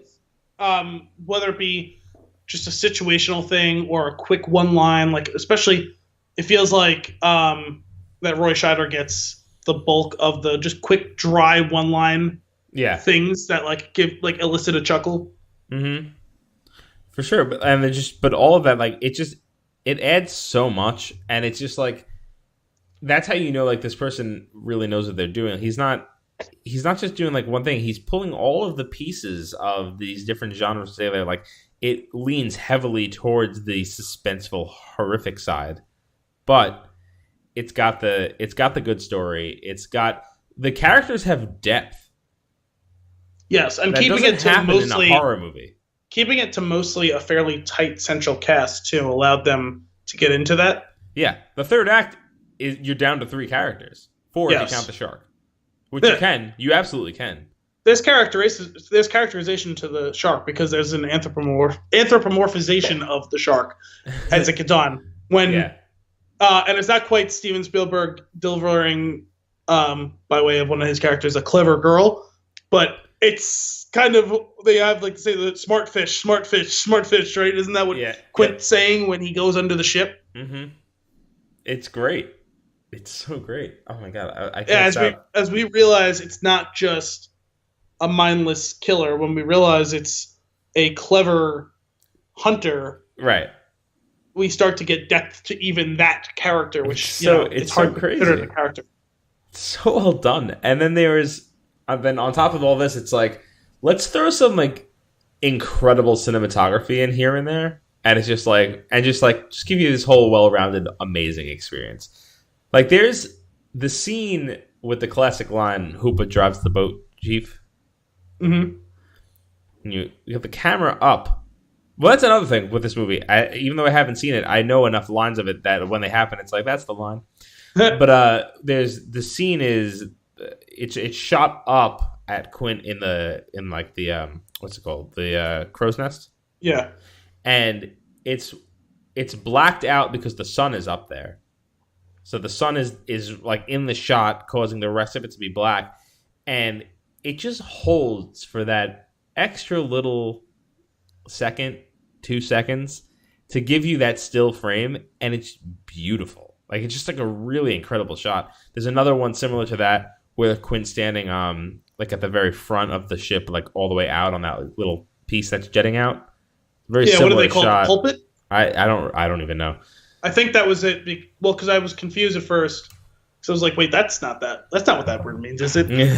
Because I think pulpit, I think of either like a priest or minister or an elected official when they're like in front, like on the House floor type of thing. Like that's typically when you think a pulpit. But I'm pretty sure that's what he said because I think he says it twice when they first see the shark when they're getting ready to shoot it with the harpoon, get one of the barrels on it.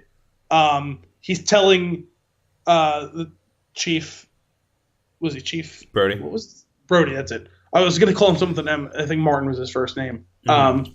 When she tells Chief Brody to step out onto the pulpit to get a sense of scale of the shark, because there's no sense of perspective when he's taking a shot of it from a distance out in the water, and he's like, get out of the pulpit, and he's looking down at this rickety piece of wood over the water, like, are you fucking insane? What does he say? He says like something like "perspective my ass" or something. What does he say? Yeah. It's great. Like it's a great line. But yeah, that was fun. That was what's it? That's Hooper in Chief. That was But like there's so the scene is Quint's out there. He's on the edge, and I think it's like a sunset type scene. But when I was watching it, I was like, wow, like I just want to print that. Like I just want a canvas print of this because it's amazing. It's just so pretty. It's just like really well done. It's like every once in a while, it's like let's pause and be like, by the way, like we're really good at this. Like that, I feel like that's what was going on. Because and I was like, yeah, you're right. There's a bunch of those types of things where it's it's like a zoomed in shot of Brody like carrying the weight of the world with the breeze blowing in his face, and he's like a rock in a stormy sea. You know what I mean? There's stuff like incredible. That where it's what's that? It's incredible. Yeah.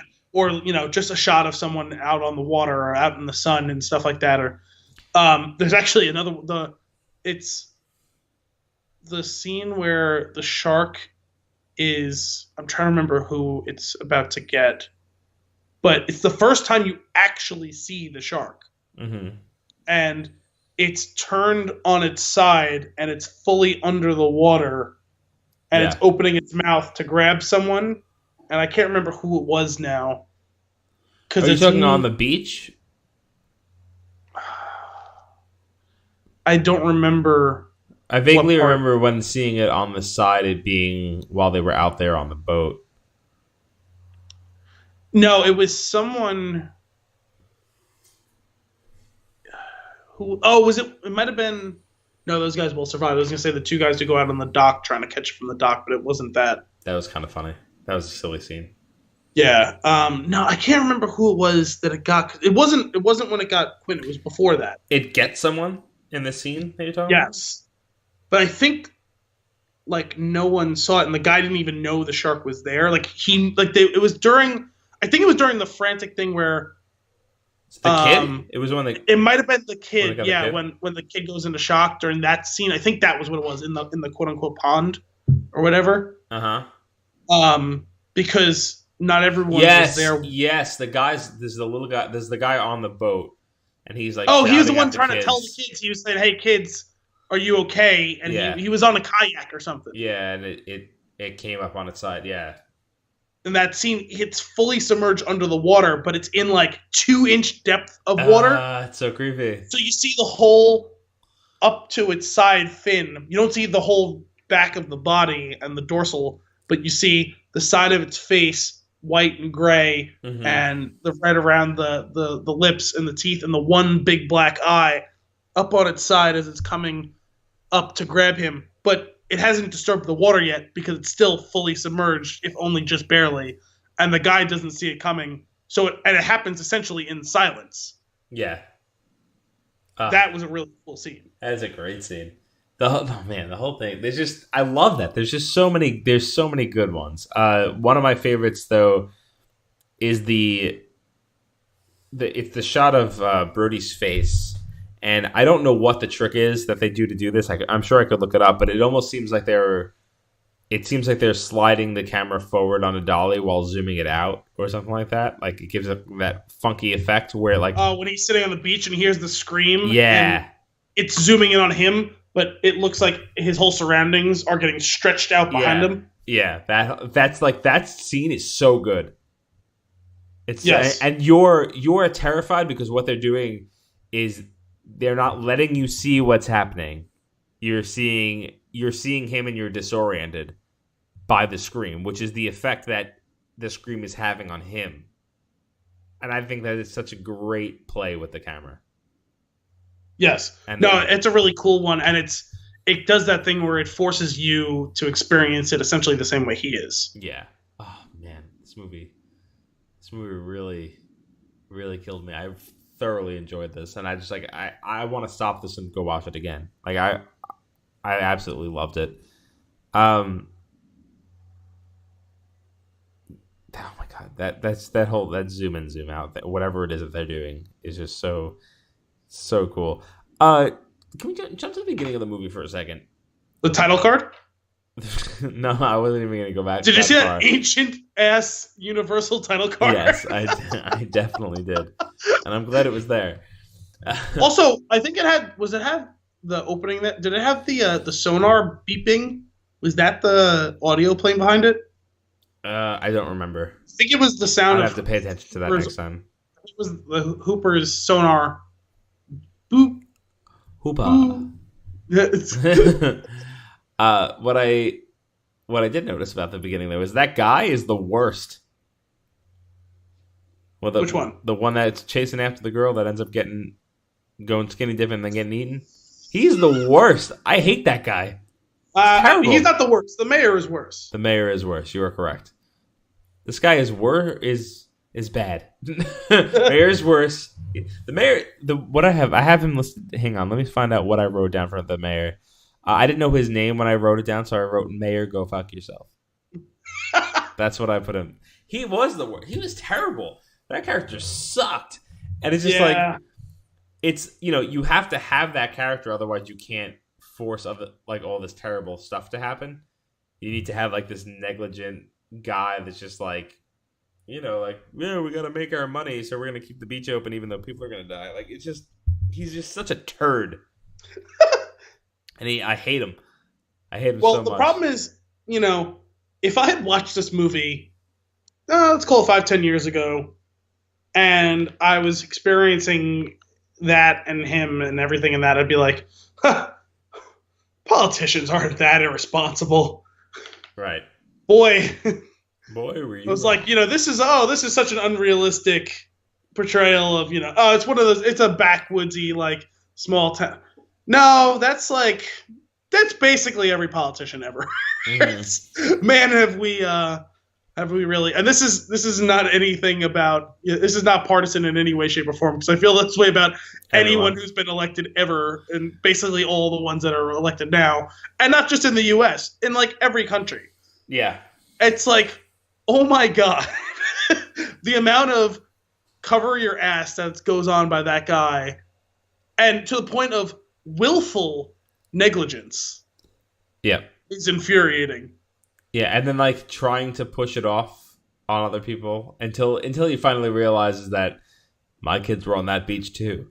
No, even then he still said something. There was still some line he had in that where it was like he was like, how could we have like known, or like we didn't want to create a false panic or something. There was some, I forget what the line was, but I was like, I remember thinking like I was like askance. I was like, wait. You're still trying to see your way like out of it. Like everyone's gonna understand. Like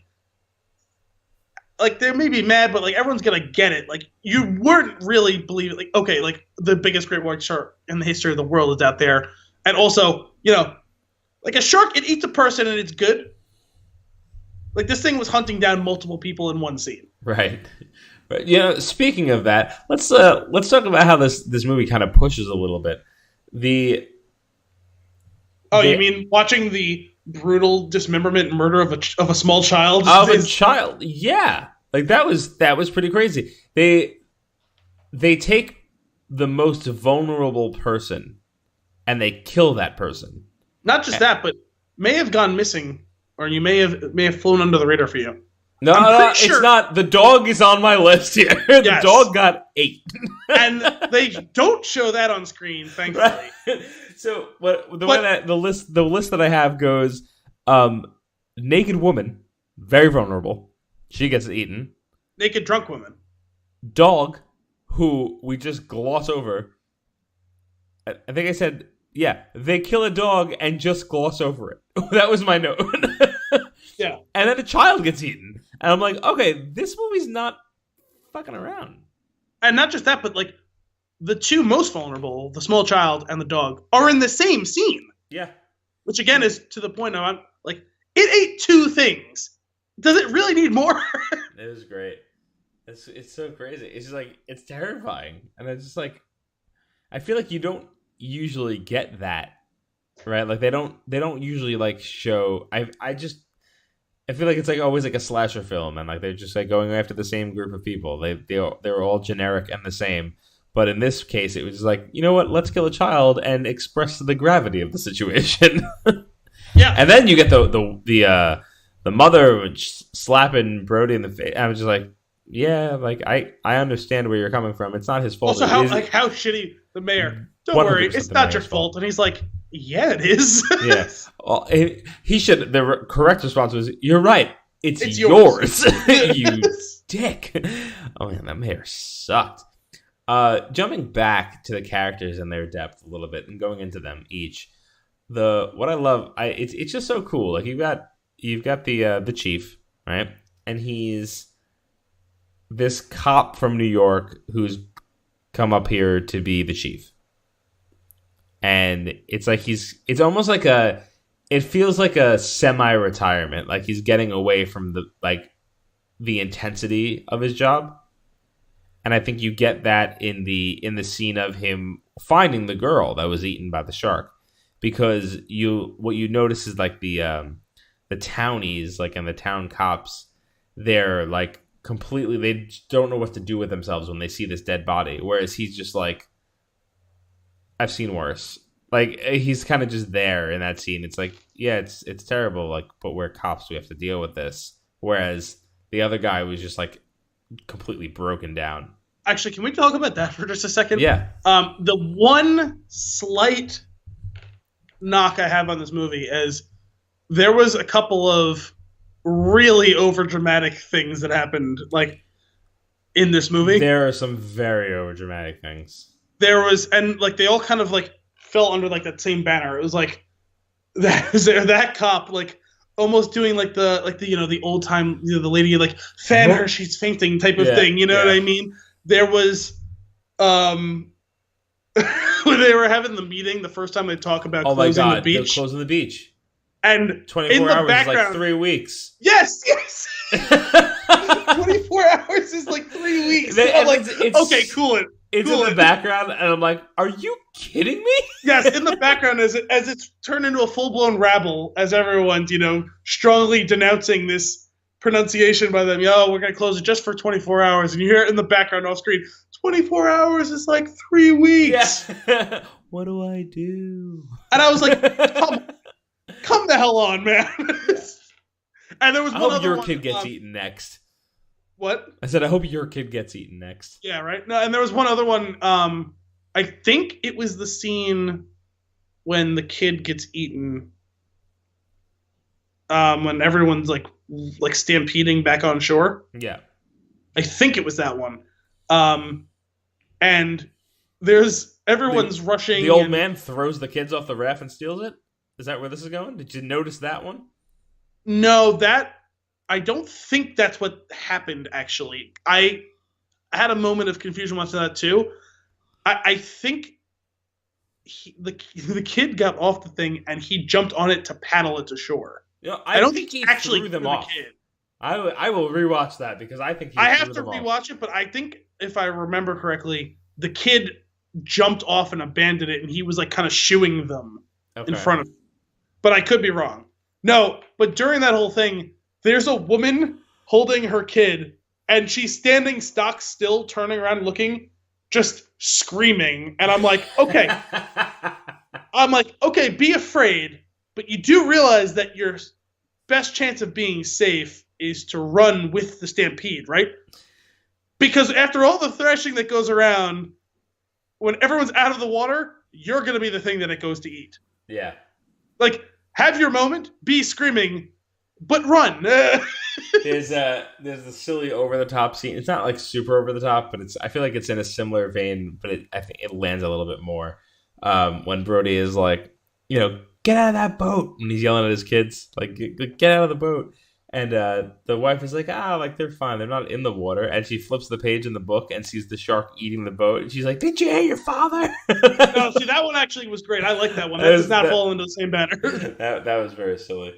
I feel like it was the same type of trying to be over dramatic, but that one landed. Like, it landed as a good joke. Comedy. Yeah. The other ones were trying to be more serious. The 24 hours, 3 weeks is kind of played for comedy as well. Yeah, this is just like in the background. It's a shark.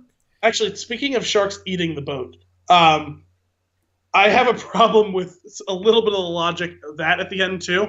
Hmm. When it's bashing itself against the boat and fucking the boat up, which I don't have a problem with that so much. It's just that it was like somehow like going like bang, bang, bang, and I'm like, it.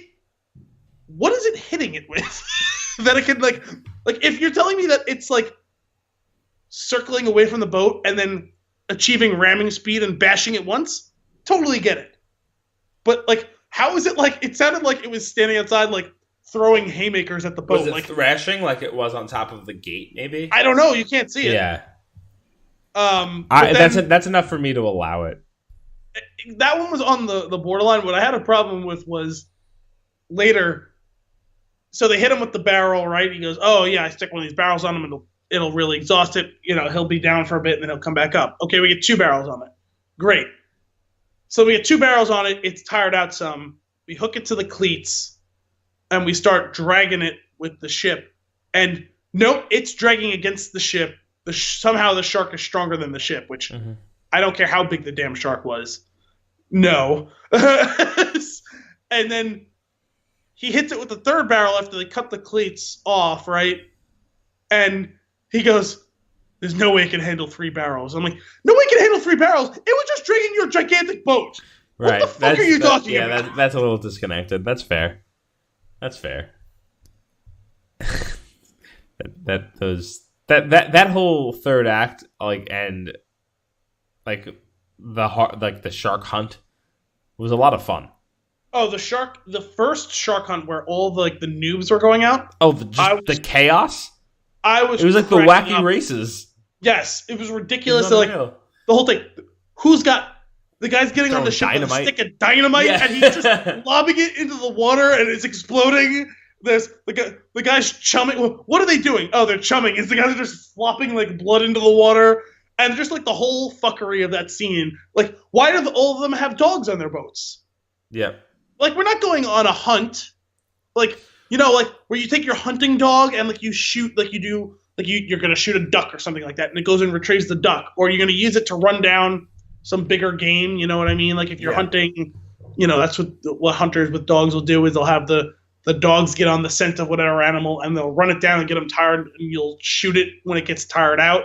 Like, your dogs aren't doing that on this fucking boat against this 25, 30, however fucking big foot shark it is. Like, why? Why do you have your dogs on there? You're just asking for them to be eaten too. Yeah. It's ridiculous. In that earlier on in that scene when Hooper arrives and he's like, "Tell those guys to, like, you know, there's too many men on that boat," and he's like tries talking to them. He's like, "You're all gonna die." Yeah. I love that. The introduction of that character I really enjoyed. I enjoy like that he's got this passion for these animals and like where it stems from, and he fears and respects the animal, and it's just like I just love, like, they went into it, and like what I got out of this is like none of the characters are just there. They all have like they've all got something going on. Not just that, his fear and respect of the shark then leading to the ultimate respect of Quint Quint of Hooper as well, where he just wants to completely toss him by the wayside. Oh, you got city hands, this and that, and like, but he's got all the knowledge you can want, and not just the knowledge, but, you know, has the hands-on experience. He ties them out in 2 seconds. Like, he knows how to drive the boat. He knows all this stuff. Like, he's got some like thoughts on like the theory of hunting it down, this and that. Like, where you see him, do not smoke in here, and then you eventually see him when they do the thing where they're trading stories and showing each other their scars, and it's like, that was fun. I love that bonding scene. Respects him after all of that, right? Yep, for sure. That scene is amazing, and that's the scene where you get the Quint monologue with the Indianapolis, and it's just such a moving, like, it's so powerful. The delivery of that. Before we get into that, the power of that scene. Yeah. I kind of, I've talked about this before, where something throws me out of the narrative. I recovered pretty quickly in this, but I was doing math during that, and I'm like, wait a minute, what? He was on the Indianapolis?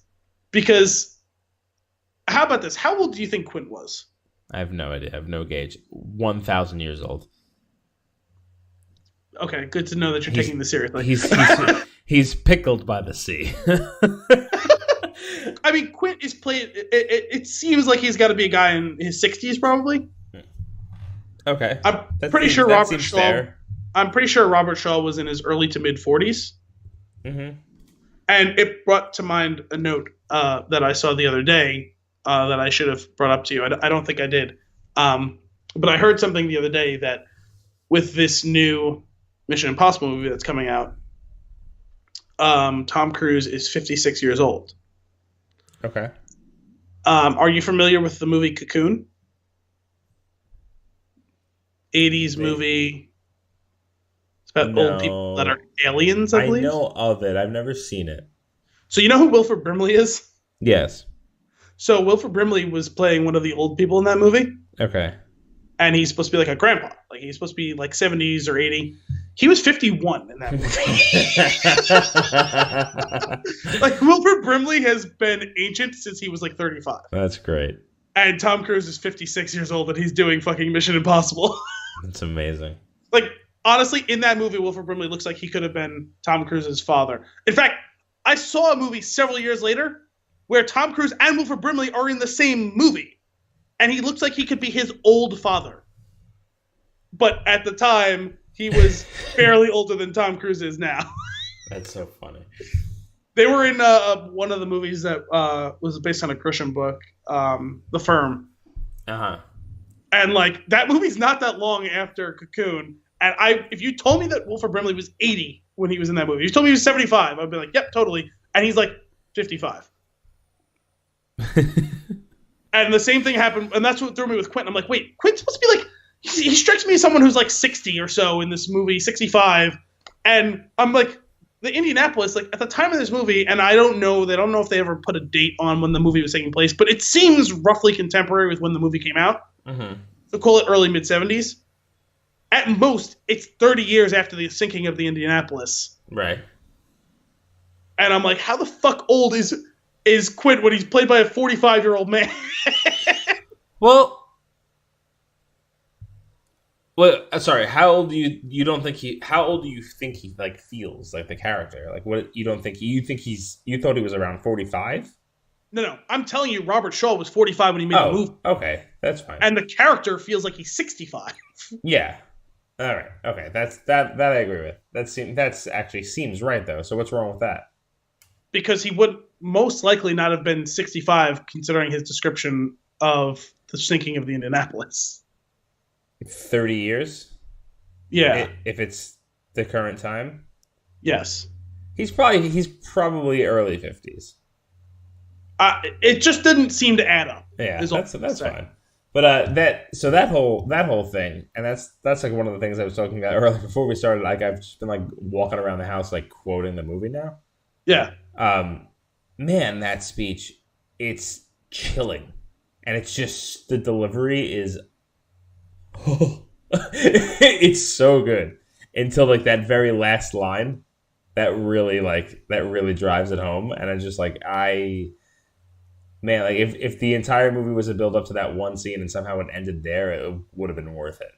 Like that's how I felt. Like it was just so good, and that's what I'm talking about. Like this incredible dialogue. Like not only is it really well written, but the delivery of that piece is just incredible.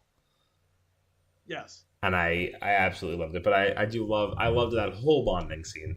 They're singing, they're having a good time, they're getting drinking, wasted, like they're telling stories, and then it gets just like every drunken night goes, like somebody gets a little too serious. Yeah. Well, it was precipitated out by the whole thing. Scars, this and that. What's that from? Oh, tattoo. Oh, what was it? Yeah, mother. No, it was about when I watched 600 people die due to sharks right in front of me. Right. Oh. Like right before that, he's joking about that. He's like, "You see this one? Broke my heart," and he's like hysterical laughing. Yes. It's like, "Oh, this is lighthearted fun." Well, the other thing is, like, 1,100 men went into the water. 316 men came out. He was having a great time telling stories about all the times he got fucked up, and that was the one that he tried to brush under the rug. Yeah. Maybe take his cue. Yeah, exactly. But you're drunk, and you don't know any better. True. Good point. Oh my God, that whole thing is too much. Also, I like loved that it. line in that's why I never wear a life jacket. Yeah. Like, I'd rather drown than go through that again. Yeah, and it's and then giving the two guys the life jackets later, like touching back on that, and like him obviously not wearing one is just like he's it's so funny because he's such a fighter, this guy, right? And his whole driving motivation, he's just like this. He's just got this vendetta against sharks because of this experience that he's had. That's how I feel about this. I'm pretty sure that if that was me, I would have moved to Nebraska. But it almost feels like he doesn't. I mean, you can. I'm sure, like you can go into like long conversations about this and like get it. So it's like psychologists involved or whatever. But like he's almost feel like it seems like he almost feels like he shouldn't have survived. Yes. Like, and he's going to continue to do what he can. He's not a quitter, though. He's not going to kill himself, even though he doesn't feel like he belongs here anymore. No, he's made it his life's work to exact revenge on every shark in the world. Right, and even if that means killing him, which, God, I hope it kills me. Like, almost to a degree, right? It almost seems like he wants it to end. Like, well, it certainly seems like that when he's pushing the ship beyond what it could handle. There was no reason for him to do that. Right. Like, they were accomplishing what they wanted to accomplish. If they had gone 5 miles an hour slower, it would have been fine. It's and this is one of those things where I don't know how this was so well kept from me. I did not know he dies. Oh, really? I had no idea, and I felt like it was getting there, like based on everything else that I'm seeing, like the things that I've just mentioned, where it seemed like, he wants to go, and he wants to go out this way. You mean the fact that he's singing and like skipping around with suicidal glee as he's pushing the ship far beyond what it can take? Yeah, exactly. So like when it happened, I was like, even though like I could kind of expect it, I was still shocked. Like when it happened, I was like, wow, like this is so good. And like when it's happening, it's like it's brutal, but he's still fighting. He's fighting as the thing is eating him, and I'm just like, yes, he's literally kicking it in the face before it gets him. It's so crazy. It's such a great scene. I'm pretty sure that if it were me, I would have broken out a tape measure and measured equidistant across the U.S. It's this one. Found the exact spot that was the farthest from any ocean, and that would be where I would never move from ever again. Like it would be somewhere in like, I guess I think from a space. East you would west move to space. Maybe not so easy in the 1970s. Get me on the space station. I'm out. I think somewhere in the middle of Kansas is roughly the east-west middle of the nation. I would live in Kansas. Is what would happen if I had survived that ordeal. You keep having like these recurring nightmares. Kim informed me that she has seen this movie when she was younger and was afraid that Jaws was going to get her in the bathtub. So now I'm picturing you in Kansas thinking you're safe and then going to take a shower and being like, oh God. Oh, do you mind if I use your shower? Oh no, I don't have one of those. Wait, what? Yeah, no, I'm afraid of drains. I just hose myself off out back sometimes. What if it comes out of the hose? You know what? He earned it. So good. Where else was I going to go with this? Well, I had something just about little like details in this movie that I found entertaining. One, again talking back about like shots that I thought were really cool, like that framed a certain thing that's going on. When he's on the typewriter ignoring the secretary babble at him, and they quickly zoom in on the form he's filling out, and then you just watch the words typed out, shark attack. That is good. And it's like, oh yeah. Yeah. You know, there's a great line, which is, it's so funny because it was me, Chris, and James were watching it last night, and we're watching the movie, and the old man comes out and he's talking to Brody on the beach, and he says something like, "You're afraid of the water," or something like that. I never see you go in there. Something along those lines. And he goes, "That's some bad hat, Harry." Yeah. And Chris and I turned to each other and we went, "That's what that's from?" That's great. And I didn't even pick up on that. That's what show is produced? Bryan Singer's production company. Oh, okay, yeah, because I've definitely seen that in end credits of shows, and I can't think of what. Exactly. And it's the logo is actually the lineup from The Usual Suspects, and the Yes. name is Bad Hat Harry. Yes. And as it comes up on the screen, it goes, "That's some bad hat, Harry." And I was just like, now, "Oh my god!" it didn't ring a bell for me there, but when you said it the first time just now, it clicked. I was like, wait a minute, I know that from something. Like, yeah, exactly. And but the two of us were just like, there was just this epiphany. It was like, "Oh my god!" yeah, I didn't pick up on that. That's kind of cool. So that's great. I love that. I had one other thing, kind of in that vein of just like little details. Again, talking, inspiration again, although this is more self-inspiration or kind of finding a new way to rehash that theme. Before they really start with that end sequence of catching Jaws, when where Chief Brody's chumming the water, they're just cruising. They said they've been cruising for like 5 miles or something like that. Like they have a chum trail of 5 miles or something like that.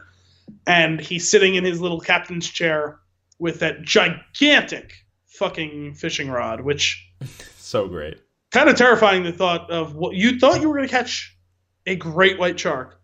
I don't care how robust that thing looks. There's no way you guys are catching it with that fucking rod. But while he had it all set up and they've kind of given up, like, oh man, we've been doing this for hours, nothing's going on. The tiny incremental movement of the fishing line, and he catches it the first time it happens, but no one else does it. No, I must have imagined, and then it happens again and again. And get himself prepared. And he slowly, quietly, so he doesn't tip off the other two. So good. He hooks himself to the chair. He flips up the footrest. He puts it in the cup holder thing that holds it. And now it's, click, click. And they show the line in the water, and it flutters, and it moves. And it reminded me of, in Jurassic Park later on, the ripple in a glass of water. Yeah. It's like, that's such a small little thing. It's such a focus, right? Where everything comes to that small, seemingly inconsequential thing, and that everything is hinging upon that little ripple. So good. That's a great scene. I did not write a note down about that, but you were absolutely right. Oh my god, I love that. That connection is amazing.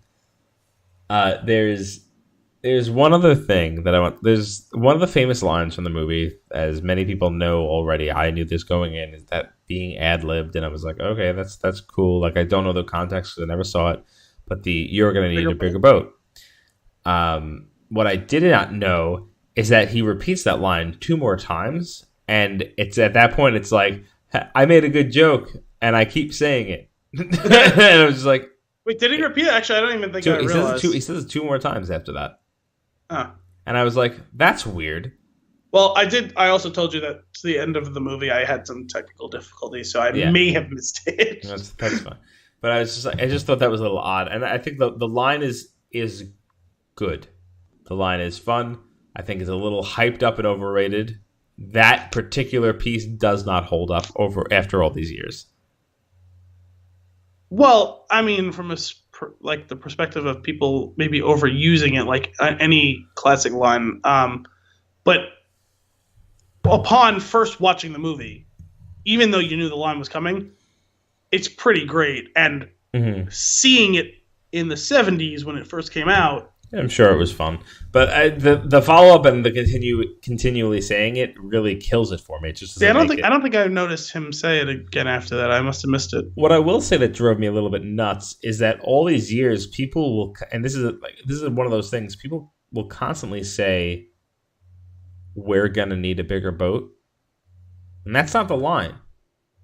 I mean, that sort of thing happens sometimes too. And it's funny though. It's like that's the thing that becomes ubiquitous, is that line.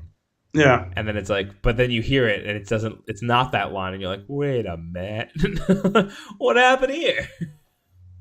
It's like people saying, "Luke, I am your father." Like, that's not how the line was delivered. You know what I mean? Yeah. Like, that's true. It happens. It's the same thing, but it does take away from the actual delivery, and then when you hear it, you're like expecting something, and you don't get that thing, and you're like, huh. And that one's an even subtler change, though. It's your versus we're. I mean, yeah.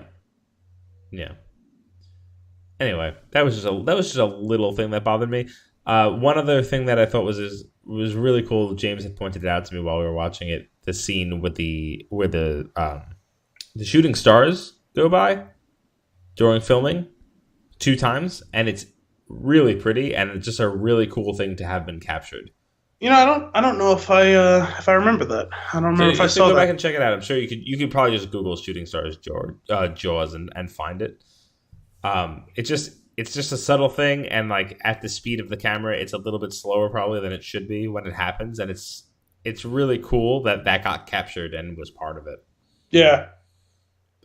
The only other thing that I thought was a little funny was the movie ends after they smile, you son of a bitch, which is another great line. As he blows the shark up, which would absolutely not happen.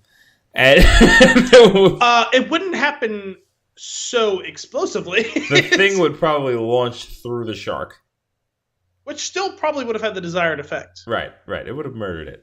That's what I'm saying. It would probably die, just not so theatrically. Not so explosively. But after all that happens and Hooper comes up out of the water and he says Quint, and Brody says no.